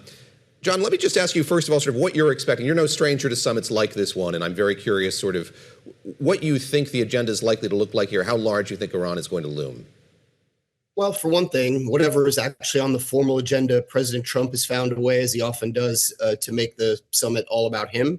All of the leaders who are present will be focused on whether the Iran war is finally about to end or whether at least this is the beginning of the end. This war has done enormous damage to many of their economies, probably more damage to their economies in many cases than the U.S. economy, even though the U.S. chose to start this war. And whether or not President Trump reaches an agreement, I think one thing that's important not to forget is this agreement is likely to have been available to President Trump before he even went to war in the first place. The other leaders know that. They want this war to end. They want there to be an agreement, but they aren't, whatever they say publicly, going to feel thankful to President Trump for achieving this milestone. The war didn't achieve this. The Iranians were making this offer available to the U.S. Absent the war. John, I also want to ask you about, I know it's early and we're basing it on some unconfirmed reporting, but the outline of this MOU is looking very similar to what was in the JCPOA. And some of our colleagues here at Bloomberg, I think if we can pull it up, have done basically a chart that shows where it's similar and where the JCPOA actually had stronger guardrails than what is being proposed right now. My question is this something that you think, first of all, is durable? And second of all, you've got the president saying in his very large, exuberant tweet that this strait will be open immediately after this is signed. Is that realistic? Is that there's a lot of other factors other than the strait being open because Iran says it is. We've got mines, as we were talking about earlier, and just the confidence of these shipping operators being willing to send their vessels and their personnel back into a region when this is a very tenuous deal that is not necessarily guaranteed to last more than a couple weeks. So I think the first important thing to bear in mind is this is an area of diplomacy where details really matter. We have a President Trump, who likes to make big pronouncements, announce frameworks of understanding. Sometimes they're like a page long without a lot of the details fleshed out or even necessarily agreed by the two sides when you ask them what they actually think is in the deal. That won't work in this case. The Iran nuclear deal that President Obama reached was 120 plus pages long. It had a lot of technical details about nuclear physics, limits that were placed on Iran's nuclear program. And importantly, and we haven't heard anything about this in the context of the current deal, the allowance for international monitors to be physically present in all of Iran's nuclear facilities 24/7 to make sure that they weren't doing anything that they were not supposed to be doing. And we know, based on those monitors, based on our own intelligence, based even on Israeli intelligence, that Iran was complying with the deal. We don't know if we're going to have that sort of access this time. So the durability of the deal will depend to some extent on how enforceable it is and how we can monitor it. And I think that's going to be quite important. What you'll probably see announced is, a page and a half, where the president says we have an understanding on big topics and we'll work on all the details over the next 30 days or 60 days. By the way, after those 30 days and 60 days, all of this could unravel. The Iranians are very difficult negotiators. It took us 2 years to reach all of the different understandings present in the JCPOA, all of the fine print, not 30 days or 60 days, and they haven't even really started talking about that yet. John Feiner, talk to me about sequencing in a deal like this one. We're using that word a lot to describe what would be in this memo of understanding. This would have to happen by X date for Y to happen. Y would have to happen by this date for Z to happen. And I think that a critic would say, by having that unfold in that way, there were ample opportunities here for the Iranians to bow out of this deal, to push back on the deal, to reopen it, I suppose, for renegotiation if you want to be charitable about it. How do you think about sequencing when you're crafting a deal like this one, be it a page long, like this memo of understanding, or one that's 100 plus pages like the one that you worked on? So what the president is trying to emphasize, and that what we emphasized in the Iran nuclear deal as well, is that Iran should not get money for nothing, to use the phrase. Iran should only get paid when it takes steps that it has agreed to take to reduce its nuclear program, reopen the strait, all of the various things that the United States is seeking. So we'll have to see how that all works. But one thing that I think is important to keep in mind, Iran believes it has the upper hand in these negotiations, believes it could allow the war to continue longer, and that the pain would increase on the United States and on the rest of the world and be more intolerable than the pain that the United States is imposing on Iran. So they are not going to end this war without getting significantly compensated for doing so, whether that be through frozen funds that are currently frozen because of U.S. sanctions being unfrozen and provided to Iran, whether that be through the licensing of commercial activity that is currently sanctioned for other countries to do business with Iran. They're going to find a way to use this deal to rebuild their economy and replace some of the damage that's been done during the course of this war. So one way or another, you can guarantee that that will be a facet of this agreement. The U.S. will try to withhold those benefits until Iran takes the steps that it's agreed to. There's another element of this, and we've heard from the president over and over again that the U.S. is going to go in and get this, what he keeps calling nuclear dust. And we were in the newsroom this morning, and I was confused by that because we've talked to folks who deal with this, and they said that's not the form. It's a gas. It's in these like giant scuba tank containers. We were looking it up, and this is something that the president has said and others have said, but he uses a lot. I guess the thought is that he's the U.S. has struck these plants so much that that's basically all that's left. Can you talk to us about what is actually left, what form that nuclear material is in? And we also have these reports from CNN that the Iranians are basically kind of trying to bury these even further so they're getting harder to access. Is the thought there that they can say to the U.S., they're not a threat anymore, we've buried them, or that they're so hard to get the U.S. kind of gives up? So the president is a lot of things. He is not a nuclear physicist or someone with a deep understanding, I believe, of how nuclear material works. By the way, on the Obama team that did the Iran nuclear deal was the Secretary of Energy, Ernie Moniz, who was an MIT professor of nuclear physics. So we did have that technical expertise in our team, and it actually helped. It mattered a lot in terms of working out the details. That's not present this time. Not clear that the team that's negotiating this is working with true nuclear experts. What the president is referring to is uranium that has been enriched to 60% purity. 90% is weapons grade. To go from 60% enriched uranium to 90% is a very small technical step that would not take a lot of time, which is why the world and the United States is so worried about this roughly 1,000 pounds of nuclear material that Iran still has somewhere that's enriched to 60%. We believe that it's buried in tunnels underneath a bombed facility in a place called Esfahan. That is where the United States believes this nuclear material is. And what Trump is demanding is that Iran ship this material out to the United States, to somewhere else, so that it is no longer physically present in Iran. It does not seem like Iran has agreed to that. So an alternative to shipping that material out could be that the material is diluted. The technical term is downblended to a lower level of enrichment. That is better than the current state, but it does leave the material in a condition that Iran could re-enrich it, could purify it again back up to weapons grade. It would just take a longer period of time. So that's what's being negotiated in the run-up to this deal. It does look like that material will stay in Iran, this nuclear dust that the president refers to try to make it seem innocuous, which it very much is not. John, one more question to you before we have to go to our colleague Josh Wingrove, who's in Geneva, and it has to do with how you're watching all of this unfold. I think Christina and I are reacquainting ourselves with all of the semi-official news agencies in Iran that are reporting on the details of what may or may not be in this deal, how these negotiations are going. Bloomberg had a piece this week just about the complexity of doing this kind of negotiation through a proxy like Pakistan, that literally it has to be couriered through Iran, and because the supreme leader is in hiding, that makes it even more difficult. It takes a much longer time. You're now out of government, an academician. How are you following this? Who are you listening to? Give us some counsel on what we should be watching for, because it does seem like weekend after weekend, there is a routine to the way that the media broadly report on this. The president says one thing, it's usually rosy and optimistic, and then there's either pushback from the Iranians or nothing from the Iranians. Who are you listening to? Who should we be listening to for indications that this is, in fact, progressing? Look, it's a very important point, and it's one big difference between today and 10 years ago when the Iran nuclear deal was reached. Now you get 3, 4, sometimes more versions of events as they're unfolding. The official White House view, whatever the Iranians put out through their news agencies, the Israelis often give their own interpretation or version of events. And then you have the mediators in these talks, Pakistanis, the Gulf countries, trying to put out on background what they believe is actually in this negotiation. And I think a fundamental problem is you used to be able to rely on the U.S. government, if not to do the right thing, because people will debate whether or not the Iran nuclear deal was right or wrong, but it was very clear what was in it. And we published the entire thing. It was in all its detail made available to the public so they could assess and experts could assess. In the current moment, we have not seen a physical document that tells us what is in this deal. And until that happens, just given the tendency of all of the sides that I just described to traffic in disinformation, including, and it kind of pains me to say this, the U.S. government, we should wait until we see what is actually in the deal if they publish it. The problem is, as I said at the beginning, this might be a relatively short document that doesn't have a lot of detail and punts all the hard issues to the talks.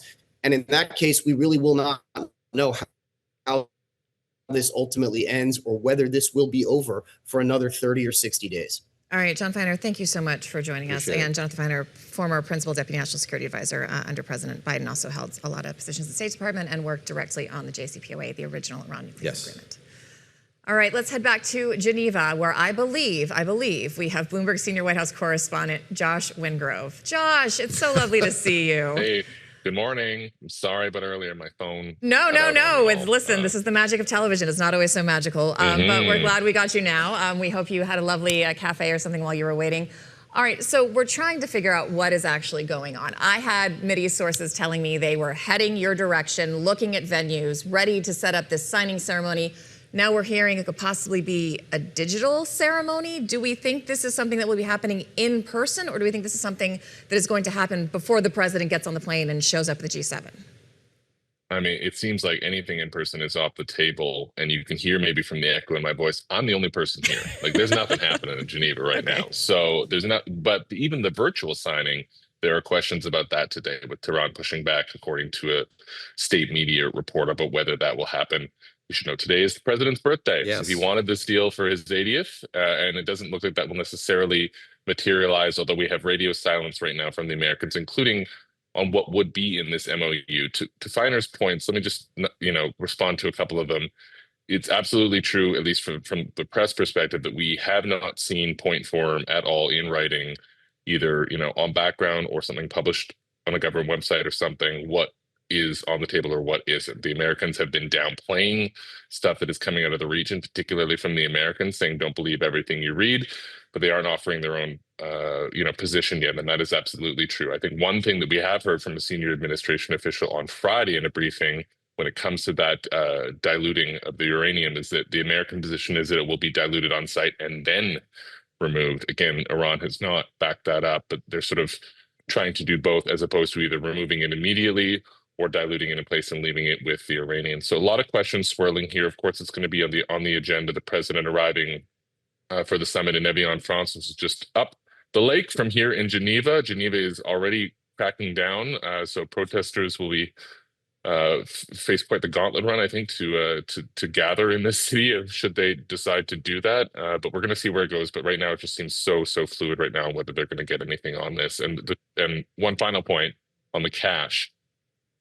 Mr. Feiner and many others are right to point out that there's virtually no one expects a deal to come here without at least some release of something. The U.S. official on Friday saying the U.S. is open to both lifting sanctions and unfreezing assets. Trump is drawing a line in the sand on sending direct cash from the Americans. We don't know yet whether the cash will come from other sort of allied countries or if it's just simply unfreezing of assets that's on the table. Also, that seems to be a very specific parsing of words. Like, it's not cash. You're not getting pallets of cash. But you can send money other ways, including unlocking some of these funds in Oman and UAE. Yeah. Still musing on what a digital signing might look like as well, Josh. I mean, I assume I hope there's two-factor authentication. DocuSign haunts us all, David, and I think it haunts this administration as well. And we're just going to see one step at a time where it goes. I think that this is just very fluid, and we just don't know where it's going to land. The president, of course, is facing political pressure. I think we sometimes have slept on the fact, particularly audiences abroad, his poll numbers, including on handling the economy, are at or near all-time lows. Handling the economy was his silver bullet, right? That used to be the one thing that he could sort of dine out on, and even in the aftermath of some of his lowest moments, that held firm. So he's under a lot of political pressure here, and perhaps it's that could be why the Iranians seem to be ragging the puck, to use a Canadian term this morning. Wow. Yeah, there we go. Well, you're in hockey. Ice sports are big there in Switzerland. Yeah, you're going to be in good hands. Yeah, Josh, as we draw from what John Feiner had to say, there was a moment where Christina brought up kind of this comparison to what we saw in the JCPOA, and it is clear that this is a comparison that is rankling President Trump. I wonder if you could talk a bit about that. So we've touched on frozen assets, the prospect for Iran getting some money, cash, otherwise restored as a result of this deal. But the JCPOA is something the president has talked about and not trumpeted, but quite the opposite for most of his political career here. He tore it apart the minute that he got into office. Why does it rankle him so much? And indeed, how close is it, as you see, and other observers, as we kind of piece together what this memo of understanding might look like? One through line of all his commentary in the last several weeks has been an apparent nervousness that whatever he signs is compared to the JCPOA, because of course, if it looks a lot like the JCPOA, or if it walks like the JCPOA and quacks like the JCPOA, then what was the point of all this will be the question that a lot of people are asking, right? Not only withdrawing from that deal in the first place, but last year's bombing campaign and this year's more fuller-fledged mission. So I think that's why you're seeing him dig in on the pallets of cash. And to the point of inspections that John Feiner raised, that did come up with that senior U.S. official on Friday, who said that there would be some sort of international verification and supervision of this. That raised my eyebrows and a lot of others, because the U.S. had not talked about that so far. The Iranians certainly haven't talked about that. So if that's true, that will sort of lend credence to whatever in nuclear pledges are in any MOU that may or may not be published by one or both parties. But if that's not true, then it casts doubt on it. And if it is true, then another thing, of course, is that it will continue to invite those comparisons to the original deal. You stole my next question, because that was what I was going to ask you. I mean, Vienna's not that far from where you are. I wonder if any IAEA folks are expected to show up at the G7. And is that something that all these leaders who have been reticent to get involved in this conflict, much to President Trump's annoyance, might try to gently suggest while they're all in the room with him that maybe this would be a way to facilitate this, and Iran might be amenable to restarting some of those inspections by IAEA folks who, look, the criticism that Iran was cheating is valid and something that people can get into. But what we've heard from these inspectors is even when they know they're kind of trying to pull the wool over their eyes, there are things they can see and notice, or the absence of which they notice by being on the ground. They tell me it's always valuable to have some sort of a presence of these inspectors. Yeah. It's a great point, and I think we're just simply not in a position to know what, or whether they're near agreement on this or what the U.S. is seeking. They simply, haven't said. I think, in the next few days, G7s have always been a bit bumpy for President Trump. Not only last year when he bailed on my home nation of Canada early, and that he did not like the Pomeroy sweets, in the foothills of Alberta, my home province. But so much unexpected Canadianness in this segment. All right, continue. I just tuck it in, little Easter eggs for you all. But going back to the first term, of course, you remember that iconic photo of Merkel, lecturing him over a table when he sat arms crossed, cranky. So we don't know what this is going to look like, and it's unclear how amenable he's going to be to suggestions in this. But one thing that our colleagues have reported is that the Europeans are coming with a proposal on helping clear the strait. Seems like Trump thinks that would be unnecessary, or at least too little, too late. But the Europeans are trying to at least bring some sort of olive branch that they want to get involved, even when there's a deal to help, for instance, clear mines and other things to ensure that the strait is open. Of course, that has been one of the things that Trump has really teased as an immediate effect of what looks like it would take shape as sort of a multi-stage deal. Step one does seem to be the, quote unquote, reopening of the strait, and whether we see traffic resume. Remember, the Americans in the last week or so have started saying, hey, surprise, secretly overnight, we've been helping ships get through the strait safely.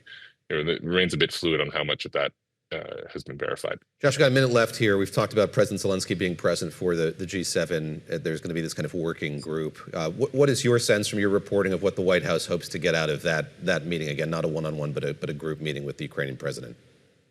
I think the hopes are on the other side.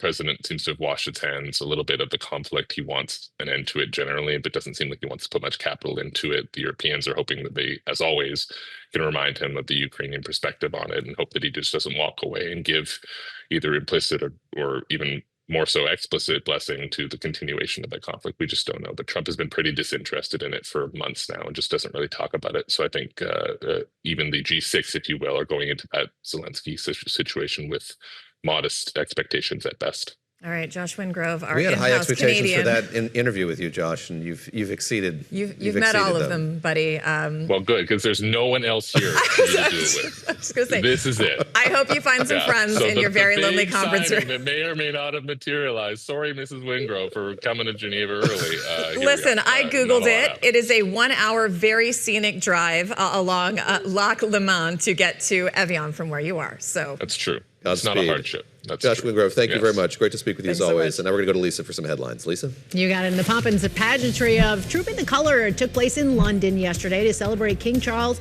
III's official birthday. Thousands lined the streets in central London to get a glimpse of the royal family. The parade was attended by Catherine, Princess of Wales, along with her children, Prince George, Princess Charlotte, and Prince Louis. Well, today is President Donald Trump's 80th birthday.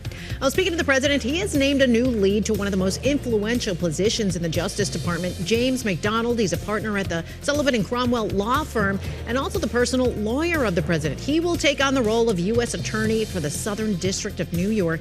And McDonald is part of the legal team handling Trump's pending appeal of felony convictions in New York related to hush money payments to Stormy Daniels during the 2016 election. Now, he will replace Jake Clayton, who Trump selected for National Intelligence Director. And wild weather, it caused a large tent to collapse during a Virginia church's 20th anniversary celebration.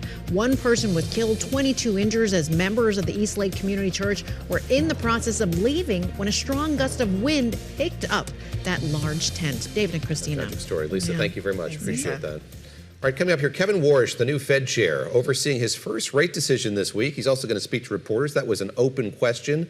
Would he field questions from reporters as his predecessors have done? He's suggested he wants to change the communication strategy of the U.S. Central Bank. Kevin Warsh taking the podium in the Eccles building on Wednesday after that rate decision, which of course we'll cover right here on Bloomberg Television, Radio, Bloomberg.com, and on the Bloomberg Terminal. Much more of Bloomberg This Weekend coming up right now. Stay with us.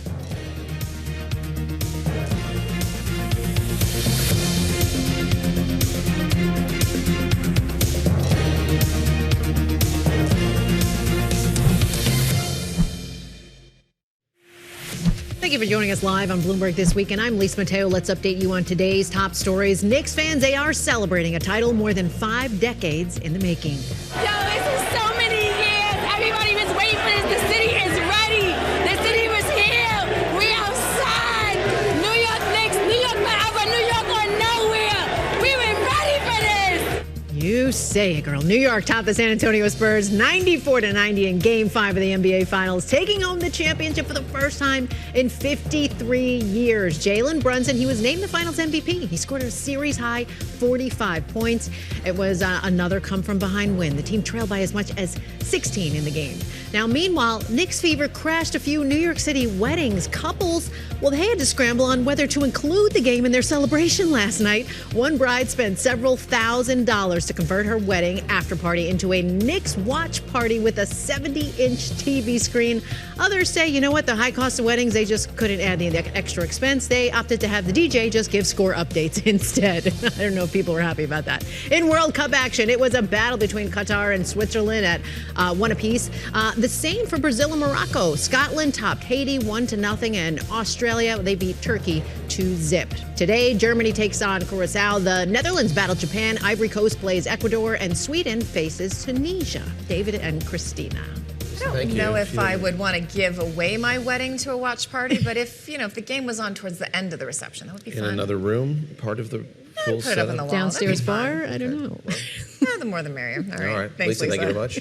Well, Kevin Warsh is going to face questions from reporters for the first time this week as chair of the Federal Reserve. The Fed expected once again to hold interest rates steady, with some analysts predicting at least one rate increase by the end of the year. Joining us now, Ira Jersey, chief U.S. interest rate strategist for Bloomberg Intelligence. All right. This has been a long time coming, but what are you expecting to hear from Warsh on Wednesday? And is he in a bit of a no-win situation, at least for now? I do think that he's in a little bit of a no-win situation because it's going to be very difficult for the Federal Reserve to reduce interest rates, which, of course, President Trump has said that he wants Kevin Warsh to do, and what he said he thinks Kevin Warsh will do. But firstly, Kevin Warsh can't do it because he's only one member of the committee, and that's one of the big things. So, what I'm looking forward to hearing from him is, one, how his relationship is with his fellow FOMC members, and then secondly, his outlook and the outlook of the committee for the future of interest rates. If we do actually have a conclusion to the Iran war, you could see maybe a further reduction in oil prices, and maybe that gives a little less chance of an interest rate increase later in the year. And you have seen some of that priced out of the market on Friday, certainly.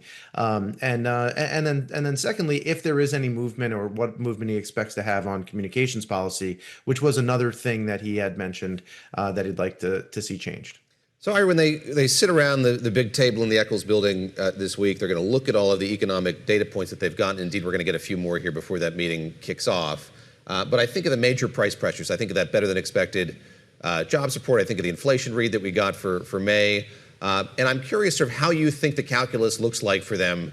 Again, having a new chair there, trying to both introduce himself to all the other policymakers, but also assert some control over them going forward here. How does the committee begin to think through the data that we've gotten in recent days?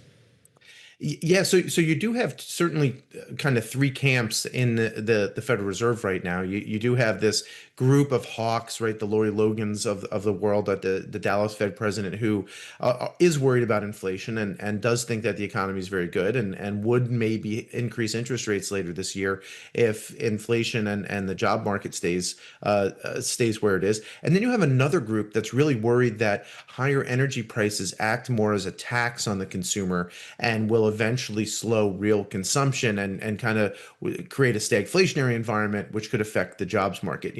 The Fed, unlike the European Central Bank, which raised interest rates this past week, does have the dual mandate. It does worry about both the job market and inflation, whereas the ECB, when they see inflation go up, they have to raise interest rates. That's their only mandate. So I think for Kevin Warsh, it's going to be, hey, how do I get more of those people who are more on the hawkish side of things to be more neutral or even a little bit dovish to be able to lower interest rates? Now, historically people have said, oh, Kevin Warsh isn't a dove. Kevin Warsh is I think relatively neutral. He's a relatively middle of the road type of economic thinker. So I suspect that when he looks at a preponderance of the data in a vacuum without having the political pressure of being appointed by President Trump, he would probably say, hey, let's just sit on our hands here, because if inflation does come down because the war ends, and the job market is very focused only on a couple of sectors that are doing well, it's not very broad strength in the job market. It's all very concentrated in basically two sectors right now.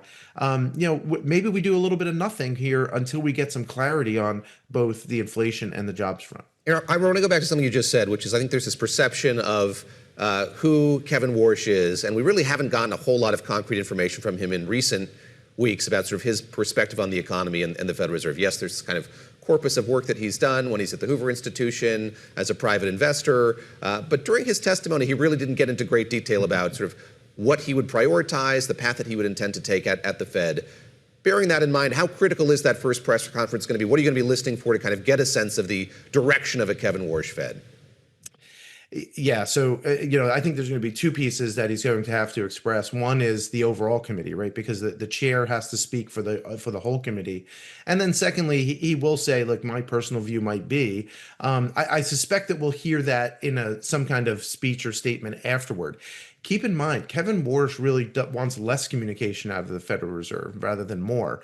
So he has expressed this idea that he wants, the chair to speak for the Fed and not to have so many speeches about monetary policy and economic thought.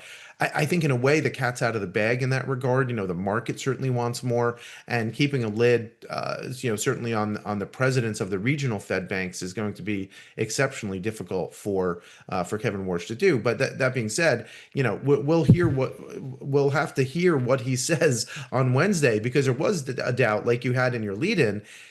We didn't know if maybe he would just say, hey, I'm not going to do a press conference. And certainly he could go back. And one of the things that Kevin Warsh could do is go back to saying, hey, instead of doing a press conference after every meeting, we're only going to do it quarterly, like we did when we started this whole project of having post-meeting press conferences. So that's not out of the question either.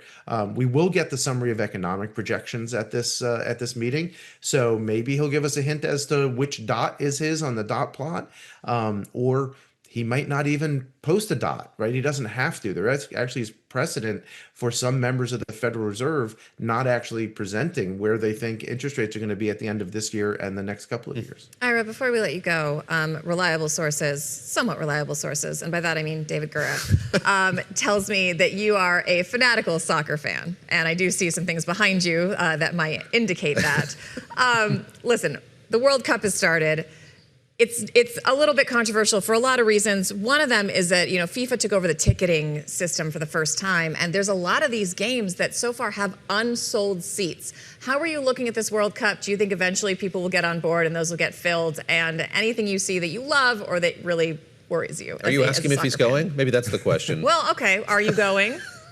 I'm attending at least one match, okay. and hopefully another couple. And I also own a minor league soccer team, so we actually had a game last night, so I couldn't watch the Brazil game. But I think that the ticketing was all mucked up. I think FIFA did a really bad job with ticketing. They were trying to kind of maximize their own profits, but in doing so, they created a lot of uncertainty around when tickets were going to be released and at what price. Also, given that this is an expanded World Cup with 48 teams for the first time, they really should have thought about some of the smaller teams going into somewhat smaller venues. You don't need a 65,000 seat stadium for a Curacao that only has 250,000 people or something like that, right? Like, it's going to be hard for a quarter of the country to go to that game. So I think they could have done things a little bit differently. They really did price out a lot of countries because, not everyone is like the U.S. in terms of wealth and prosperity.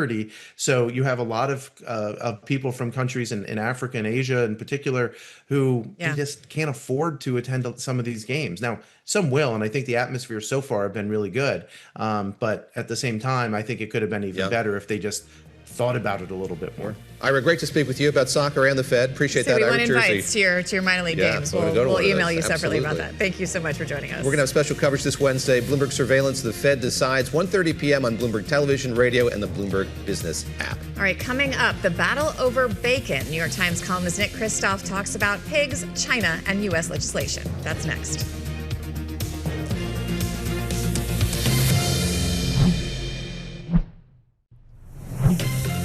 Welcome back to Bloomberg This Weekend. I'm Christina Ruffini here with David Gura. All right, the pork industry is working to overturn a ruling on how pregnant sows are being treated with a new bill called Save Our Bacon.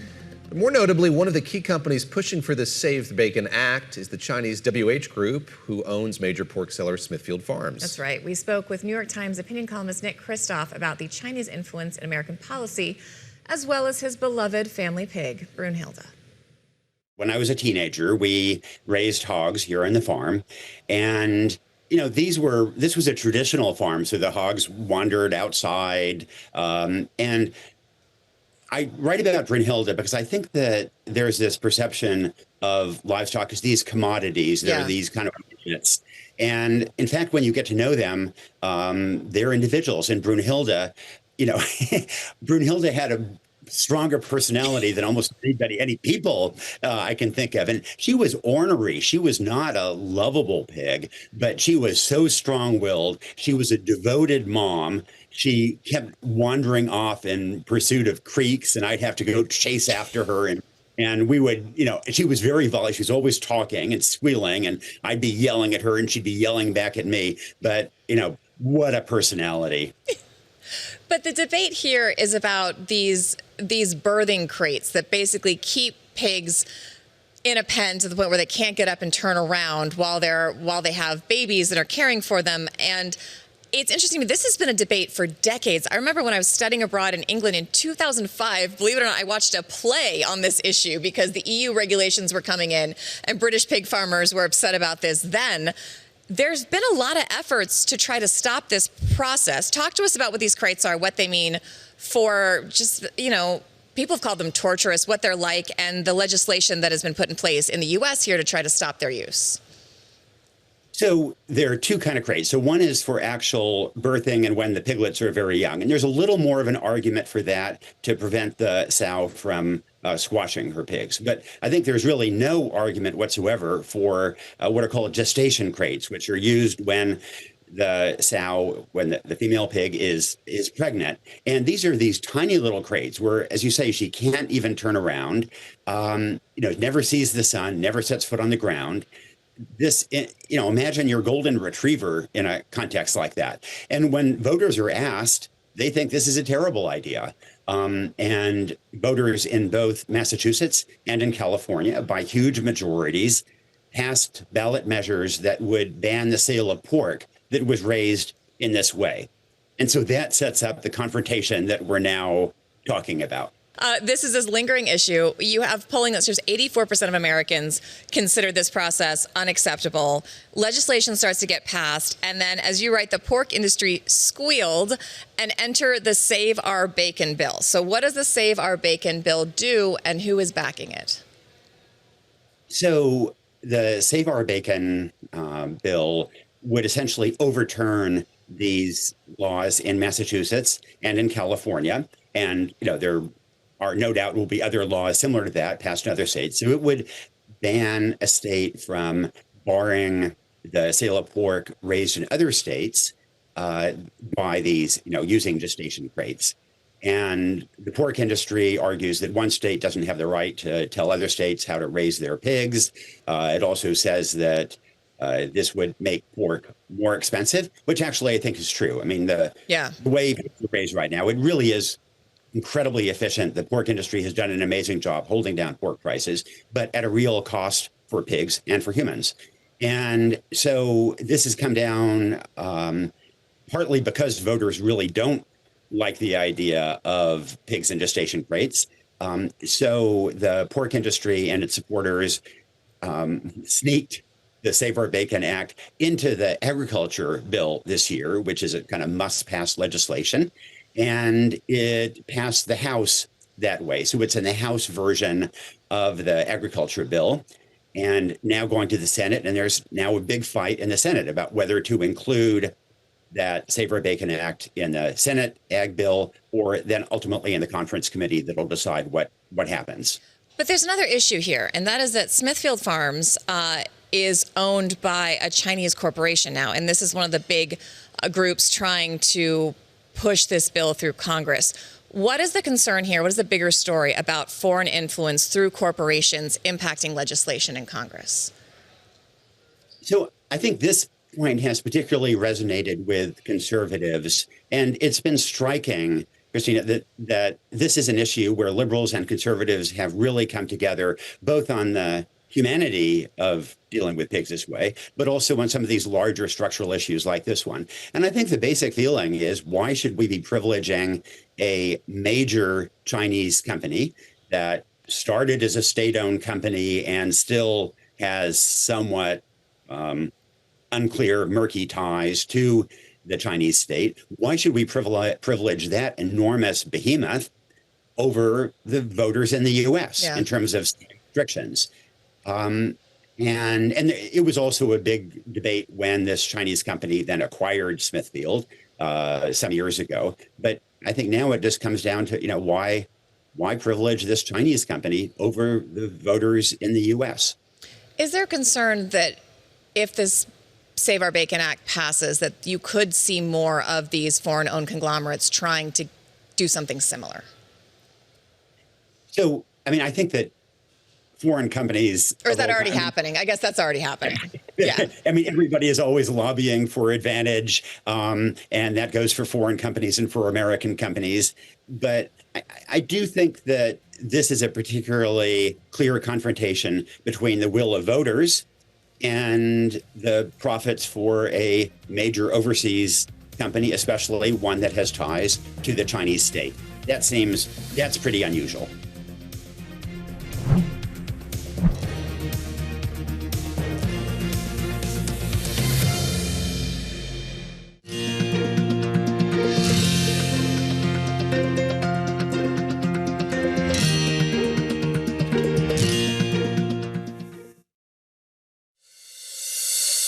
Coming up on Bloomberg This Weekend.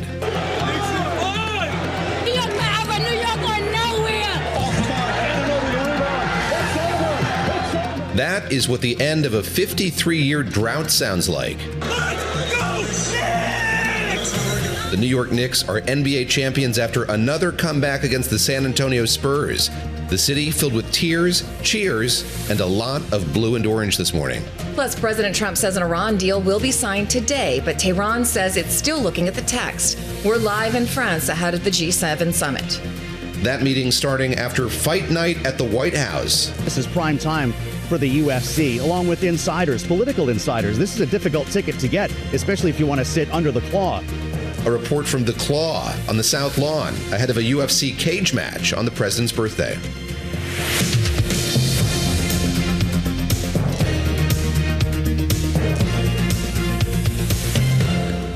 Welcome to Bloomberg This Weekend. We are coming to you live from Bloomberg's world headquarters in New York, sadly outside the Claw here in New York. I'm Christina Ruffini. Yes, I'm David Gura with Lisa Mateo. It is Sunday, June the 14th, Flag Day, President Trump's birthday, and this evening we will see that UFC match on the South Lawn of the White House. The president teasing more than 100,000 people will be watching it from, I guess, not the South Lawn, but across the street. That's right. A hot ticket, and the president will get on a flight and go to Europe, Eben, France, to meet world leaders at the G7 summit. But first, we are going to meet Lisa Mateo, who's going to take us through the headlines. Lisa. You got it. And the drought is over, guys. And the Knicks, well, they did it in 5. Witnessing history. History. 27, how many years? This is beautiful. I told them we was going to win. They started losing faith. I said, nah, we got time. I said, we got time. See what happened? It's beauty in the making, man. New York topped the Spurs 94-90 in San Antonio, taking home the championship the first time in 53 years. Jalen Brunson, he was named the Finals MVP. He did score a series-high 45 points, and it was another come-from-behind win. The team actually trailed by as many as 16 in the game. In New York, fans celebrated throughout the 5 boroughs. Numerous watch parties were held. Mayor Zohran Mamdani says a ticker tape parade is going to take place down Broadway's Canyon of Heroes on Thursday. Some celebrations, though, did get out of control. We had some fans at Smash smashed and tore apart several parked school buses, setting one on fire in Midtown. Others set off fireworks and fired smoke grenades. The NYPD said there were multiple arrests. Well, to the war in Iran now, where President Donald Trump says an interim peace deal to reopen the Strait of Hormuz will be signed as soon as today. But Tehran is pushing back. Iran's Fars news agency is reporting that the Islamic Republic's leadership is still reviewing the proposed memorandum of understanding. Adding to the tension, Israel's military said it struck Lebanon's capital, Beirut, on Sunday. It said it was targeting Hezbollah after the militant group fired more projectiles into northern Israel. Iran insists any interim deal with the U.S. includes a ceasefire in Lebanon. Secretary of State Marco Rubio defending Washington's position on the Strait of Hormuz, responding to protests by India after U.S. strikes left 3 mariners from India dead. Rubio spoke with India's External Affairs Minister on Saturday to discuss recent developments in the waterway. Rubio stressed that all commercial vessels should immediately comply with orders from U.S. forces. And Switzerland looks set to reject capping its population at 10 million people in early projections. 55% of Swiss voted against the idea. Government results will show the no side ahead with about 53%. David and Christina. It's a fascinating vote. Thank you very much, Lisa. I've been talking with our colleagues there in Switzerland about this. Just the power that voters there have through these direct votes is really fascinating, that they do it quarterly and you can vote on any manner of things. Very participatory democracy. And also the fact that a lot of this immigration is not illegal immigration. It's companies bringing these people, and the companies saying they do need these people to keep their economy going. But voters looks like agreeing with them for now, but not overall so sure. Exactly right. All right, security preps are underway not too far from there in Evian, France, as world leaders prepare to head to the city for the G7. President Trump, as well as UK Prime Minister Keir Starmer, Canada's Mark Carney, and France's Emmanuel Macron are set to attend. And other global leaders like Ukrainian President Volodymyr Zelenskyy have been invited. Joining us now is Bloomberg's chief Europe correspondent, Oliver Crook, who is in Geneva. Maybe on his way to Evian, maybe in Evian. Tell us where you are, Oliver, and give us a sense of sort of what's due to unfold here. This was an event that was scheduled to start today on this Sunday, the 14th, has been moved, I gather, at least in part because of the president's birthday festivities in Washington, D.C. But set the agenda for us, if you would. That's absolutely right, David. Yeah, we're here just outside of Evian, waiting for all the leaders to come down here and sort of host this G7 meeting, which of course includes the sort of classic G7 countries, including the European Union, but has a host of other nations also attending. You have South Korea, you have Kenya, you have Egypt, Qatar, UAE, a number of different countries coming down. And really, obviously, the main topic of conversation is going to be here, is going to be the main topic of conversation that's been all across the world for the last few months, and that is the war in Iran. Will there not be a deal? What form will this deal be? But of course, there are a number of people who will be attending this meeting, including the Qataris and the UAE, who actually will have a sort of very prominent place in the architecture that will come after this deal is struck and what the future looks like going forward. And as you mentioned there, this summit was meant to start a day earlier. What we understand is it was delayed by the absence of President Donald Trump, the UFC fight, his birthday in Washington, D.C. today, which tells you a lot about the relationship with Donald Trump that the Europeans have been dealing with for the last sort of year and a half. And I think it's very interesting when you think about the last trip that the President of the United States had here in Europe. That was back in January. The president doesn't tend to go somewhere without some sort of big idea, some narrative he can sort of lock into. Back in January, you'll remember, it was all about Greenland. It was sort of invading Greenland, maybe taking over Greenland in some way. And I think there's a real question about what that positive story, what that narrative is going to be for the President of the United States, particularly if he feels like he's got a win on Iran, particularly if he feels very disappointed by his European allies that they have not participated in any way in this sort of Gulf activity militarily throughout. We understand that some European leaders are going to put forward a sort of demining mission that could take place after a ceasefire comes into effect. Will that be enough for the President of the United States? I suspect probably not. But of course, there's been also personal degradation between the relationship of the President and a number of European leaders, namely Giorgia Meloni, but probably most prominently and most publicly with the Chancellor of Germany, Friedrich Merz, who will also be here. I was going to ask you about those relationships, because not only do you have the president's remarks regarding the war in Iran, at some of these other global summits, you've also seen some of these European and Canadian leaders break ranks a little bit from what we were talking with our colleague Hugo Miller about, was this policy for a while of appeasement and just trying to get along with Trump and really kind of standing up. You have this Mark Carney, what people called his Love Actually Davos moment. You have some pretty strong remarks from Merz saying he's basically being played by the Iranians. How do they navigate that? What do they need to do? What do they need from Trump? Do they need anything from Trump? Is there a deliverable they are pursuing out of this meeting? they still need quite a bit from President Donald Trump. So as much as there has been a bit of pushback, and I think a lot of the pushback hasn't been that public, I think Frederick Merz sort of broke ranks, perhaps ill-advisedly in the end, by criticizing very publicly the President of the United States. But I think the other leaders have been sort of quiet about their criticism. With Giorgia Meloni, she sort of had to push back when Trump was sort of criticizing the Pope. And of course, you know, there was this question of whether or not European nations would allow them to, the United States to use their military bases for their operations in Iran, pushing back against that. But I think that very much diplomacy still needs to win the day with the President of the United States because, for example, I mean, we can think of any sort of number of issues that have not totally gone away. There's the trade relationship with the United States. You'll remember that the EU still has not ratified the trade deal. Trump has set the deadline of July 4th for that to come into effect. That is a big one for Ursula von der Leyen, who will be here. There's, of course, the sort of continuing crisis in Ukraine, the war in Ukraine. The United States has effectively entirely checked out of that. We also understand that a lot of the military effort, focus, but also hardware has been rerouted for allies in Europe that has gone over to the Middle East. So all of these things, the Europeans still really need the President of the United States on board for. What I do think is interesting when you think about the interpersonal relationship, the one that is really held, and there's been a bit of friction from time to time, it's Emmanuel Macron and Donald Trump. They sort of spar with each other. They sort of seem to really quite get along, but at the same time, there's been no sort of cataclysmic downfall. And really, I think Emmanuel Macron understands Donald Trump in some ways a lot better than some of these other leaders. And he's also won this one-on-one bilat, this dinner in Versailles, which I think has proven pretty irresistible for the President of the United States to accept. And that'll be at the very end of the summit. This will wrap up here, and then Trump will head over to Versailles for that dinner with Emmanuel Macron before heading back to Washington, D.C. Ollie, folks know you from your work in London, Brussels, across Europe. I know you as a native son of Brooklyn, and I just want to check in with you lastly before we go, see how you're feeling, how your Knicks fever, your case of Knicks fever is on this Sunday morning.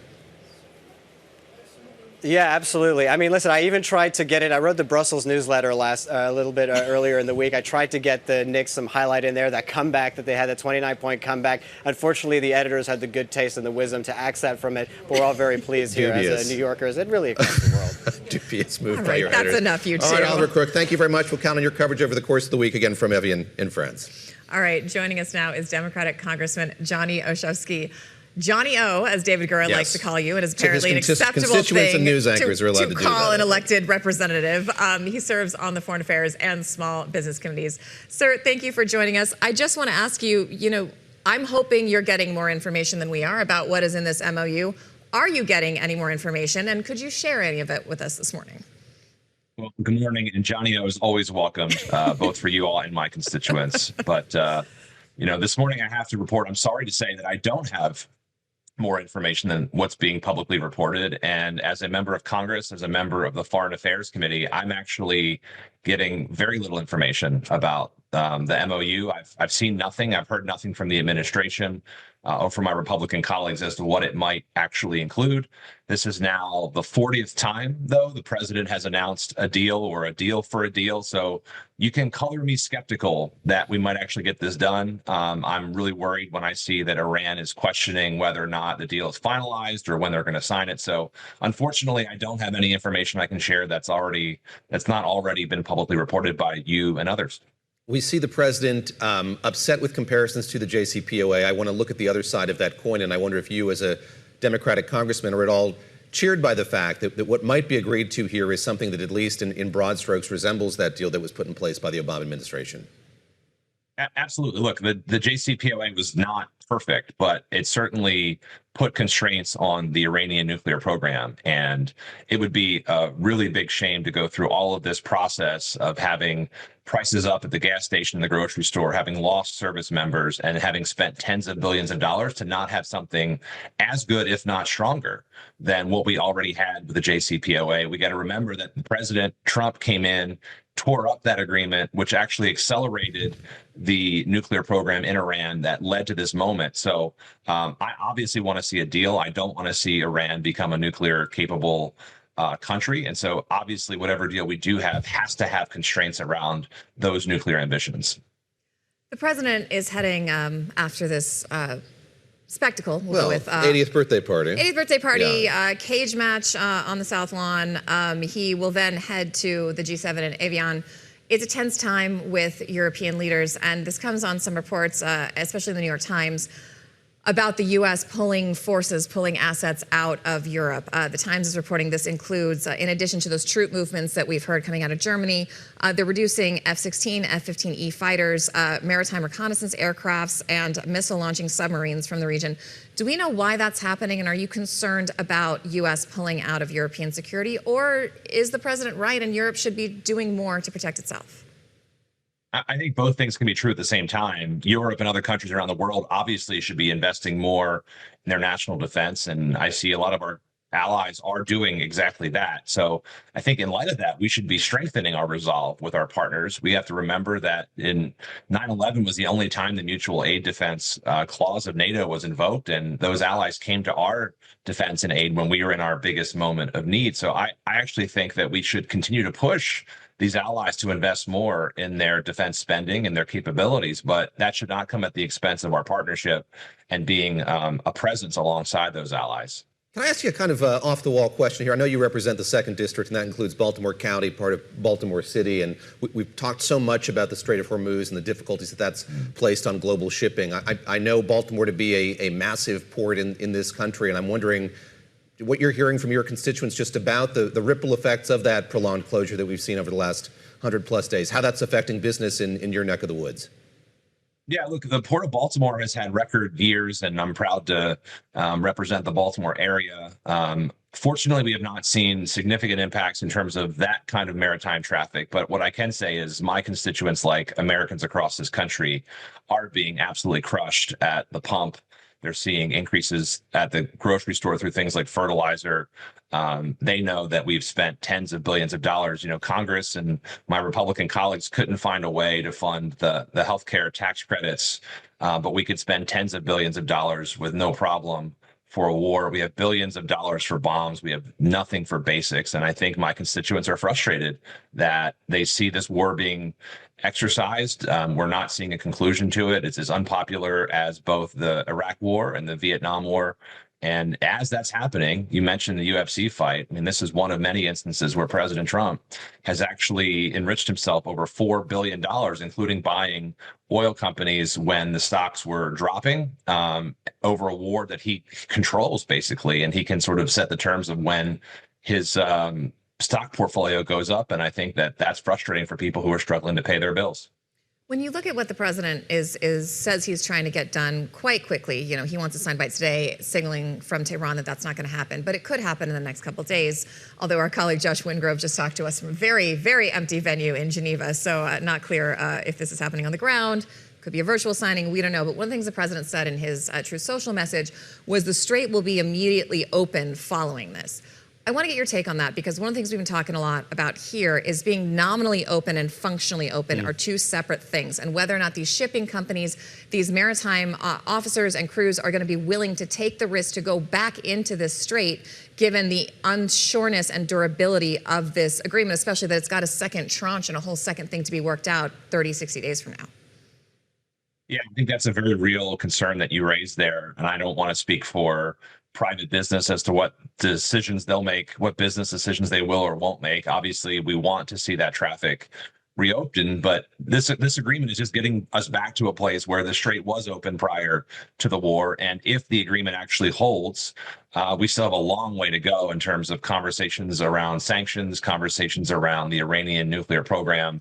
And so I am going to hold my breath over this one, because I just, unfortunately, I've seen this president say things time and time again, not just about how short this war will be, but about lowering costs on day one, about releasing the Epstein files, about having Mexico build the wall. I mean, it's sort of been lie after lie. So it's hard to take the president at his word on any of this stuff. But again, I am rooting for success here. I want to see it as an American, but I just, given the president's track record, I'm having a hard time really buying into that this is going to come through this time, but I'm hoping it does.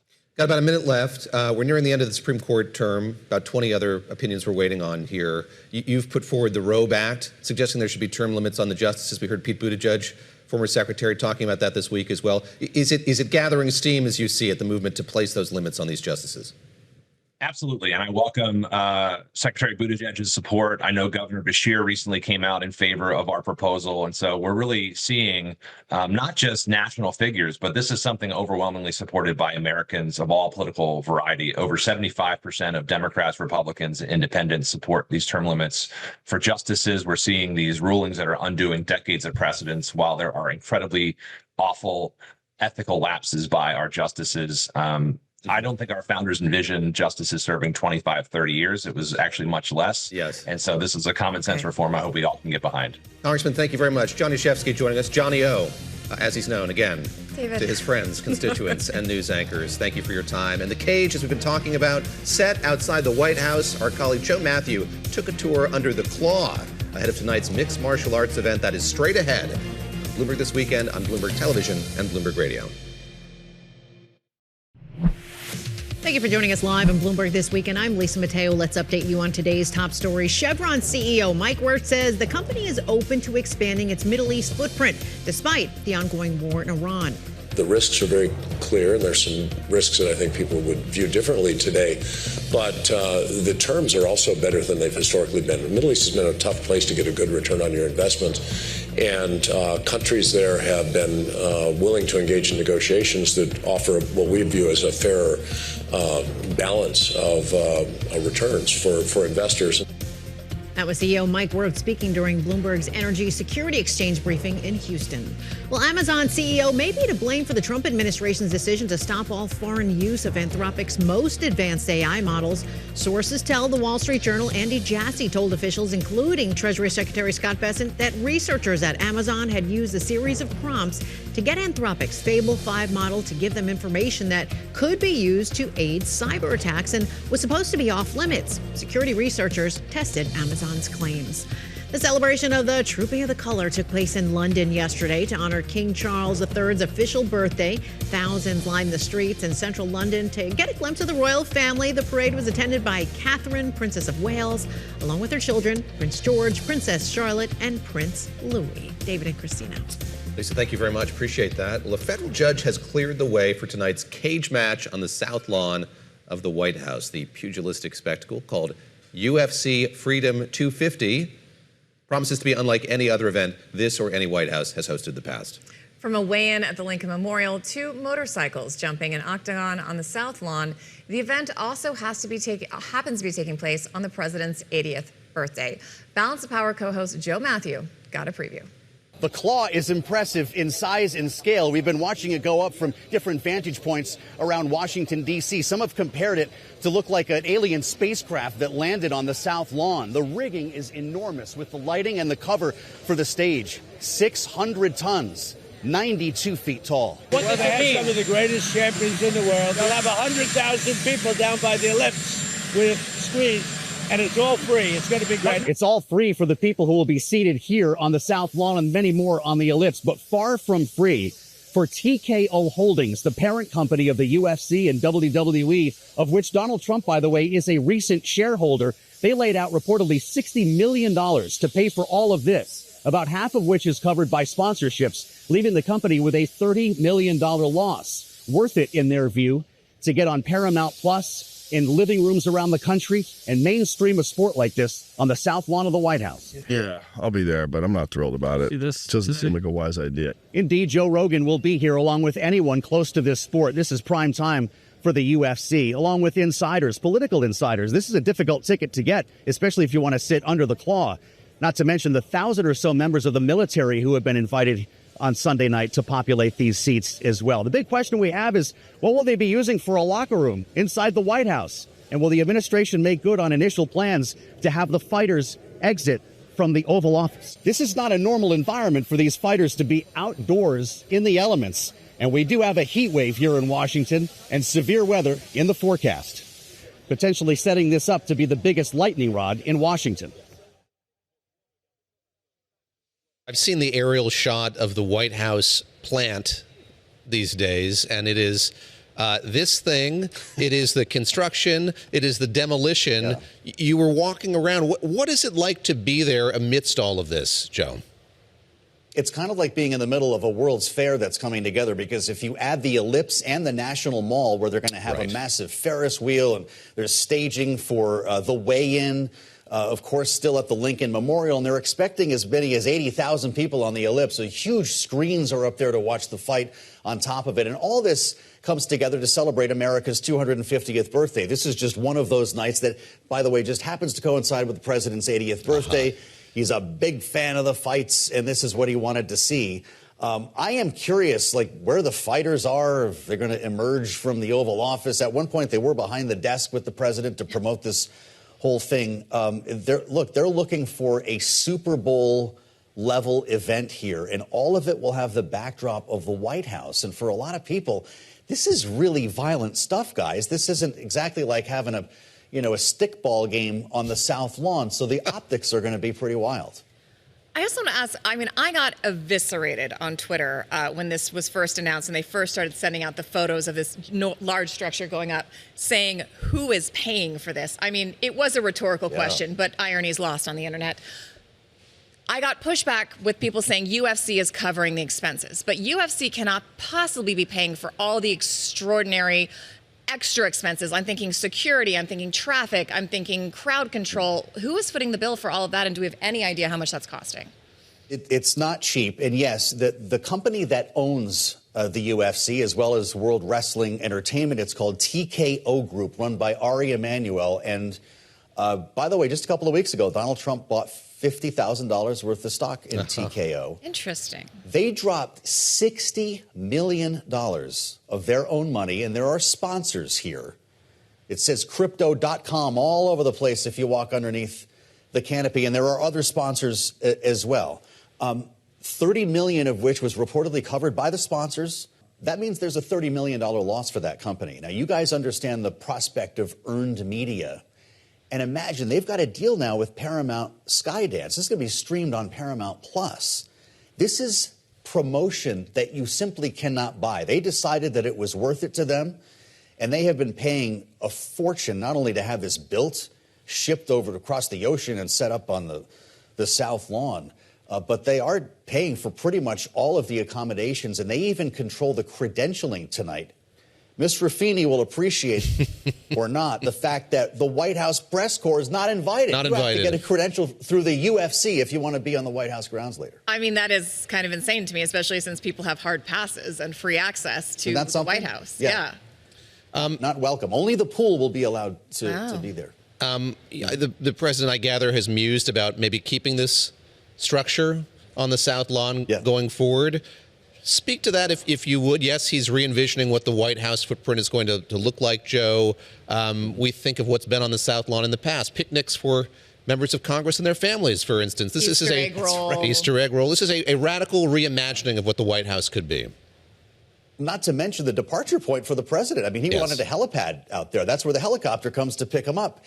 I don't think the Secret Service loves the idea of this being a permanent fixture for the simple point of evacuation that the South Lawn provides, never mind all of the events that take place, to your point. But the president did compare it to the Eiffel Tower, which he said was supposed to be temporary at one point. He said, maybe we won't get rid of this immediately. Look, guys, between us, don't you know, you have to believe he wants to use that stage for something at some point before they knock it all down and carry it away. And maybe it's that speech he's going to deliver a little bit later on in the summer, the MAGA rally on the Mall. Or a Vance Rubio decisive cage match to decide who the Republican nominee may be. They're having a rhetorical By the way, did you hear They could about have the a physical motorcycle? one. They're going to have a motorcycle jump over the octagon. This is one of the things that we like Evel Knievel? There's this stunt guy. Yeah, exactly. He's going to do a backflip. He's a friend of Dana White, Travis somebody. I have to look it up. But they're going to be setting up a ramp just as the final accoutrement here on the South Lawn, guys. I hope you can come for it. Are you going to watch this? You going to watch this match, Joe? Well, the match might be a little. I'm not a UFC guy. Okay.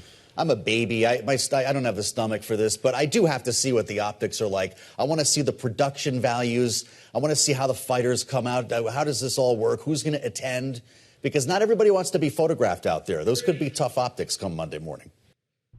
All right, the bad news is there are thunderstorms expected in D.C., but the good news is we do have some pictures of those motorcycles jumping over things. Oh, look at that. Yep, there we go. That's the weigh-in at the Lincoln Memorial on the left, and some motorcycles jumping octagon things. All right. So, yeah. A good description for our radio listeners of that. Right. You know what? Bring in our guests. Joining us now, USA Today White House correspondent Francesca Chambers and the Associated Press's Deputy Washington Bureau Chief Zeke Miller. Zeke, let me start with you. Don't know if you're going to be there tonight, but help us understand the broader context here of why the president is doing this. Yes, his friend and unofficial counselor is Dana White. There is this longstanding relationship. We, of course, know that he's been a fan of mixed martial arts and wrestling. Why is he doing this, and do you see this as kind of part of a broader enterprise the president's pursuing here of showing up at sporting events and indeed hosting them on the White House lawn?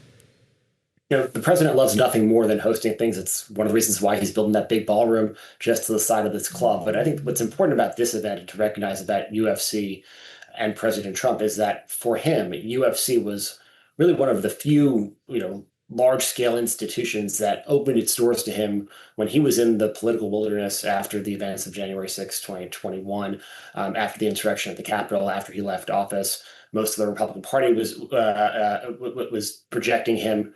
Wasn't going to show up at a baseball game or an NFL game, but Dana White invited him to sit at multiple UFC fights. And then fast forward a little bit to 2024, when he believed that channeling that UFC energy, that it opened the door to him to a new type of low propensity voter that propelled him back to the White House. So there's the personal piece of this, which is UFC was good to him when, from his perspective, nobody else was. And then also the political sensibilities here of trying to reach out to that audience that he believed rewarded him in 2024 as well.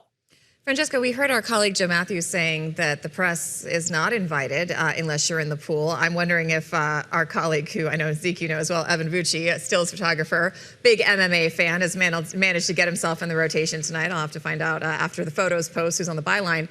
But Francesca, walk us through who is going to be in the audience, how they're getting in, how much they're paying, and who are these people who really want to be there tonight? And are they there because they really want to see the fight, or are they there because access to the president, proximity to the White House, and they think that will benefit them? Or just to see the spectacle, right? Even if you're not a UFC fan, as they've said, this is a one-of-one event. That's how Dana White described what's taking place. I mean, you ask about how people are getting tickets a variety of ways. President Donald Trump could give some out. The UFC could give some out. Ari Emanuel could give some out. So there's a number of ways that people could get tickets to this.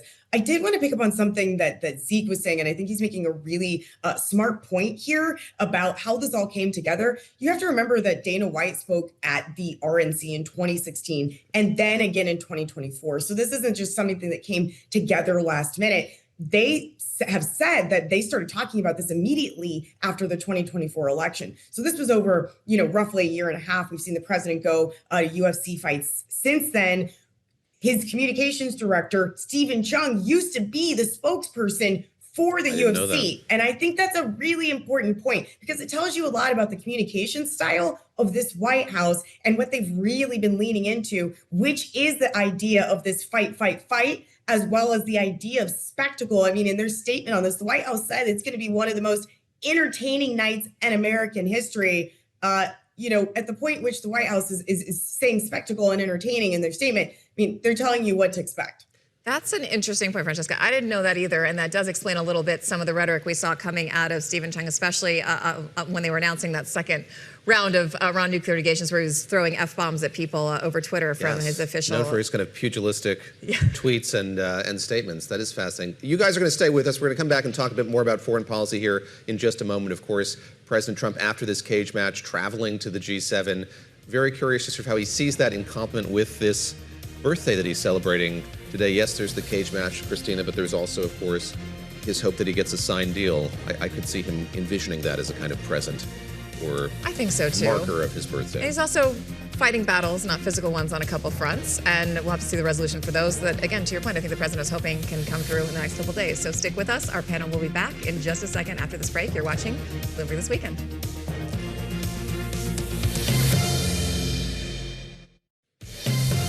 All right, the eve of the G7, let's talk foreign policy. Back with us, USA Today White House correspondent Francesca Chambers and the Associated Press's Deputy Washington Bureau Chief Zeke Miller.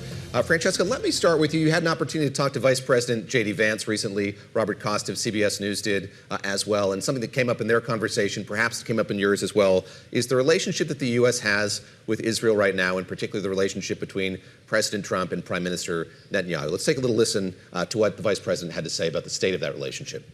What I've seen with the Prime Minister is that he aggressively asserts the interests of his country. Sometimes that means we're on the same page, and sometimes it means that we're not.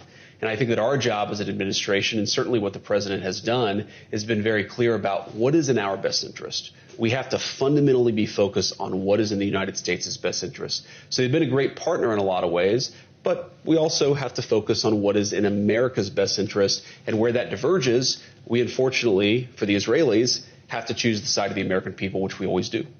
Where that diverges, Francesca, let me pick up on that and have you talk about sort of the state of that relationship when it comes to this memo of understanding that we're waiting to see, that we've heard the back and forth about what might be in it, what might not be in it. We do know that Israel is very much on the margins of these talks that are happening by proxy. Your sense of the status of that relationship, if you would. Yeah, I didn't get a chance to follow up with the vice president those comments because I actually spoke to him before CBS, before he spoke to CBS about that. But with respect to how the U.S. has talked about the relationship with Netanyahu in the last few days related to this memorandum of understanding, it's notable that U.S. officials are saying that, the U.S., the president will meet separately with some of these Middle Eastern leaders, Arab nations, while he is in Europe at the Group of Seven summit. Clearly, as the vice president is saying, making a difference between the United States relationship with Israel as well as its individual relationships with other Arab nations it's been working with to try and get a deal here, a longer term deal with Iran. Another thing that's really, stood out to me in these conversations about this is that previously, we've heard U.S. officials say that, Lebanon will be part of this broader deal. Middle East peace will be a part of this deal, too. But then you see Israel again striking inside of Lebanon today. And so how much the United States can make sure that this applies directly to Israel and get Israel to abide by whatever agreement that it gets with Iran will be something to focus on, assuming this all comes together. And Zeke, the war, of course, ties back to what people inside the White House, especially, we talk a lot here about Chief of Staff Susie Wiles and the issues she wants the president to focus on, which are kitchen table issues. And the longer this war goes on, the longer those oil prices are likely to have secondary impacts on just the economy overall. We've got a new Reuters Ipsos poll out this week that found that less than a quarter of Americans approve of how Trump is managing cost of living issues.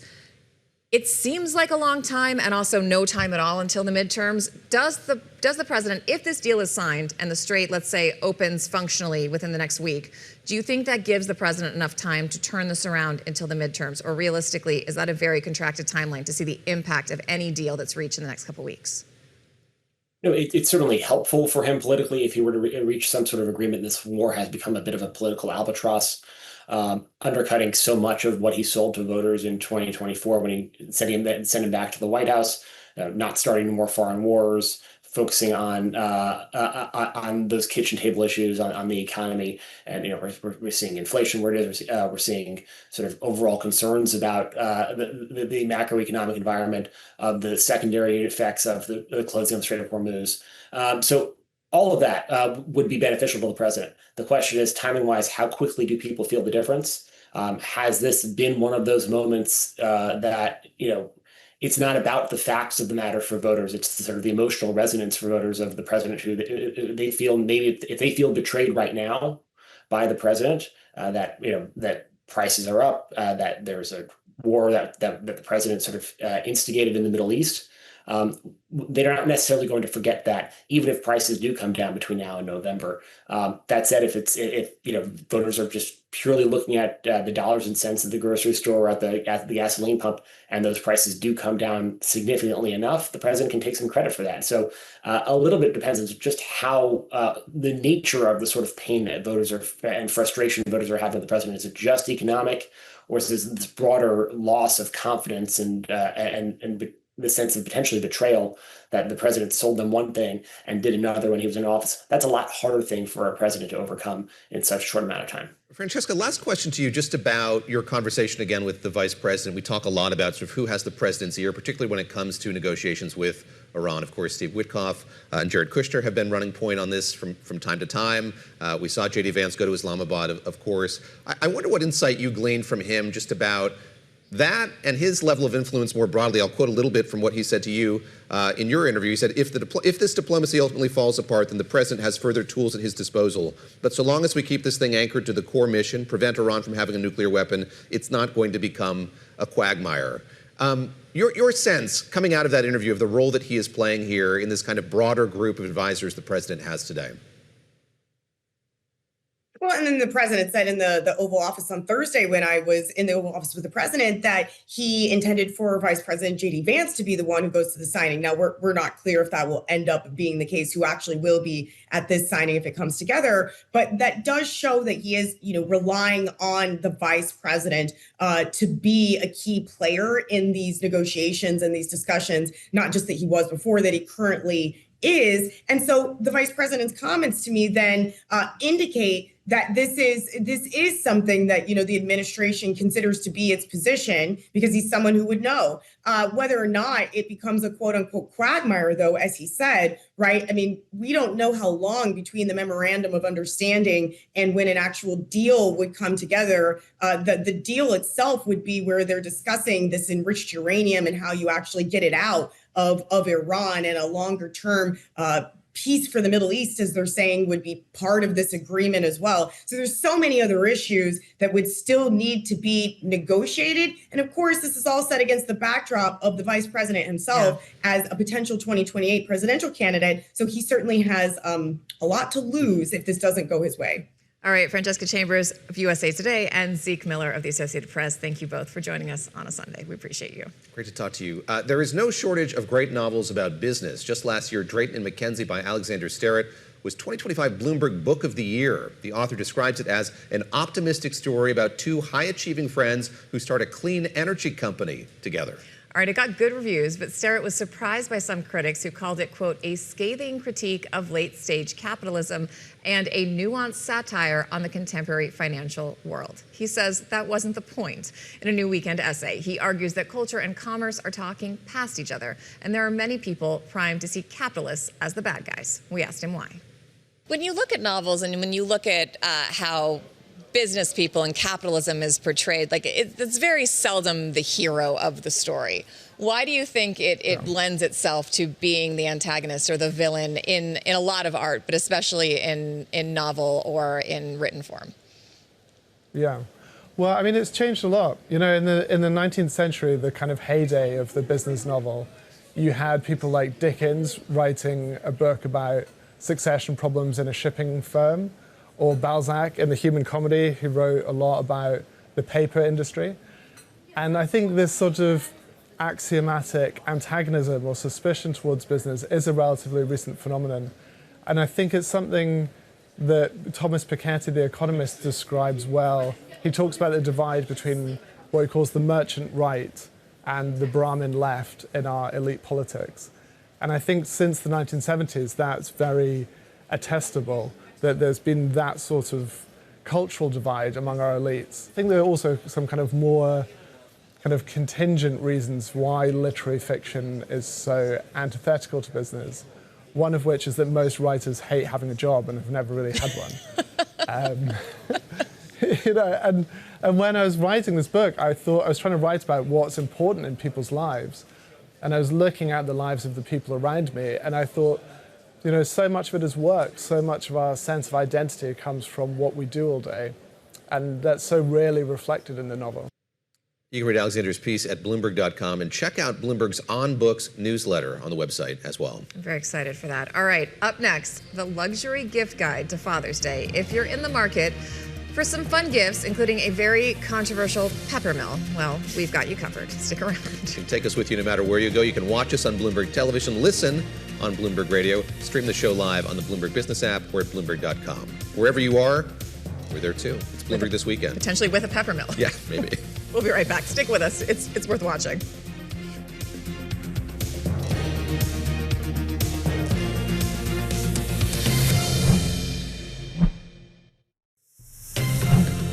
Welcome back to Bloomberg This Weekend. I'm Christina Ruffini here with David Gura and Lisa Mateo. Father's Day is next Sunday. So what do you get the dad in your life who has everything? We spoke with Chris Rouser, Bloomberg Pursuit's global luxury editor, to find out what he thinks makes a unique Father's Day gift. As a dad now, I think most people don't get Father's Day gifts, which is why for our gift guide, I wanted to keep it sort of reasonable in terms of price, sort of an approachable, useful tool. But for me, when I was little and I was trying to think of what to get for my dad for Father's Day, we thought like, okay, what is the most precious thing in the world to him? Like, what does he always reach for? His handkerchief. This was before cell phones, where now, like, if aliens came to Earth, they would be like, what is the most precious thing on Earth? Ooh, a cell phone. Like, this was like my dad was always reaching for. It was very useful. So every year we got him like colorful bandanas, and it became like a little tradition. And we were with him every time he sneezed. And like when we were like a little part of his life when he wasn't around. So this year for the gift guide, I was trying to think, all right, what are other gifts that are like that? That's very cute. I like this because it does feel kind of obligatory sometimes. And you just reach for like a tie or socks or things like that. Yeah. You go through some different categories. So you've got Adventure Dad, Culture Dad, Geek Dad. Talk us through some of your favorites, and then I'm going to talk to you about this one. Some of your least favorites. Yeah, well. No, I just think it's a choice. Okay. Start with Adventure Dad. Yeah, so for Adventure Dad, there are these actual headphones that I use that I tested out and like fell in love with. They're waterproof headphones. They're from H2O Audio. They're the Tri2 multi-sport headphones, and they're meant for swimming. So you can like load them with music so you can swim because like Bluetooth doesn't work in the water. But I use it for running when it's raining. And they vibrate through your skull. It's a whole thing. And they're really, really reliable. And so I just really like those. That's a good recommendation. And then I recommend this Nomad Apple Watch strap because, like, you know, sometimes the Apple Watch strap can get dirty or it just like doesn't look that like rugged. And you can get one. Sorry, what was that? It's rugged. Okay, gotcha. And then you can get one that actually looks kind of cool, and your dad can take in the pool or take wherever, and it just sort of upgrades something that he never really thought about before. Culture Dad. The $8,000 turntable is on here, but under the aegis of affordable options under Culture Dad. Yeah, well, sometimes what do you need a recommend? reach. Sure. Sometimes, yes. So Macintosh is like an incredible audio company, and we love writing about their stuff. And I was like, well, if we did something that was really a reach, something that was kind of a treasure, they have this turntable, which is like really plug and play. It can be analog, it can be digital. People love them. So that's not for me, Culture Dad, but like for music, Culture Dad, that's good. Okay, Kitchen Dad. Here we go. Brace yourselves for the pushback. On demand. Okay. A Man Kitchen pepper cannon. Mon Kitchen pepper cannon. This is a $200 pepper grinder. I will defend this choice to the death. I also feel like, just to interject quickly here, that's at the low end for a pepper mill. Having gotten married, having done a registry, I feel like pepper mills are more expensive than you'd think they would be. Yeah, we did not register for crystal pepper mills at my wedding, but I'm sure that was great for you. The Mon Kitchen. You know the one from the grocery store grinds and it's like $6, right? Yeah, how's that doing for you? How long has that lasted? Yeah. What happened when you ran out of pepper? She's got a case of Morton's ready. The Mon Kitchen. I hate you both. It's not a pepper grinder, it's a pepper cannon. What does that mean? And it has this, it's like, has this like cantilevered spinny top, which is weighted, so you just like spin it and it just fires out pepper grounds. I'm assuming you own this. I own it. Well, we wrote about it in Pursuits and Business Week, and then the guy who wrote about it was like, this is actually so incredible. And so I bought one for my husband as a gift, and we use it all the time. It's the most popular item in our kitchen. It grinds so many more grounds than the other. It's very easy to spin. It produces a high volume. It's really good. Well, if we move from that to Geek Dad, I suppose there could be some overlap in the Venn diagram of the two things. Geek Dad. Who is Geek Dad? Our interpretation of Geek Dad is very broad. So, like, Geek Dad could be like a Dungeons and Dragons dad, which I have been at times. Is that true? Oh, yeah. Okay, we're going to circle back to that. Wait a minute, I love that. Okay, we're going back to that. But yeah, I can tell you where to go in Queens to play a good game. All right. And then it could also be like a tech dad kind of thing. So we always recommend for people, if you're at a loss for what to get somebody, go to the MoMA Design Store, online or in person. Incredible gifts. And so there's a great laser pointer that they have which is like great if you're sitting in your room if you want to redesign it, it sort of measures everything out, and then it'll create a digital version of the room for you so you can sort of figure it out using AI. Okay, real quick, Sport Dad, what's your favorite? Sports Dad. Oh, there's a couple things in Sports Dad that were not my ideas that I was surprised by. Tennis ball subscription. So one of the tennis players, dads that I talked to was like a subscription for tennis balls because they come once a month, whatever. Yeah. It's like $36 for 12 cans. And I was like, but you just use tennis balls until they're done. And they were like, oh no, are you kidding me? No. You use a new can for every game. Cycling glasses, which is something I have biked across the United States, and I wore a regular pair of like plastic sunglasses, but apparently there's very good ones that are not that expensive that go great to day to night, no bars in the vision so you can see really well. And that was not something that I had ever thought about, but of course if I was a regular cyclist I would want them. We'll have you back to talk D&D and this epic bike trip across the country, which I do want to know more about as well. Yeah. Happy Father's Day. Thank you, Chris. Thank you. Happy Father's Day to you as well. Great to talk to him. We'll see. I have to get my dad something. It's also his birthday today. I should say happy birthday. Oh, he and Donald Trump sharing a birthday, which I hadn't put together. But how much did you spend on your pepper grinder? well, it was on my registry, but I think it was like $100, which still seems substantial. That seems like still a lot. works though. I Still think Lisa's functional. on my team. Like, buy the one from the grocery store, call it a day. I know you're the ones that like the handmade kids gifts. Yes, Do you see I the do like handmade that. cards? Yeah, See? it's nice to have. Aw, gonna doesn't do a cost a Father's Day thing. card and crayon. For myself? Yes, that's the saddest Father's Day gift for myself. No, for my dad. I see what you're saying. Sorry. That is what I meant. But you know, it's been a long weekend here. Before we go, I hear we have a photograph of Brutus to show the audience. We do. We referenced this at the store. Brutus. He was all decked out, and I fell asleep at the game. I spent $35 on that little pennant for that. Worth for our every radio penny. listeners, imagine a furry rat-sized dog. That is what you're looking at. But that's Brutus. I'm going to go pick him up, take him for a walk after All right, this. thank you all for joining us on Bloomberg this week, and join our colleagues in Asia this evening when global markets kick off trading at 7 p.m. Eastern Time. I'm David Gura. I'm Christina Ruffini along with Lisa Mateo. We'll be back with you next weekend, 7 a.m.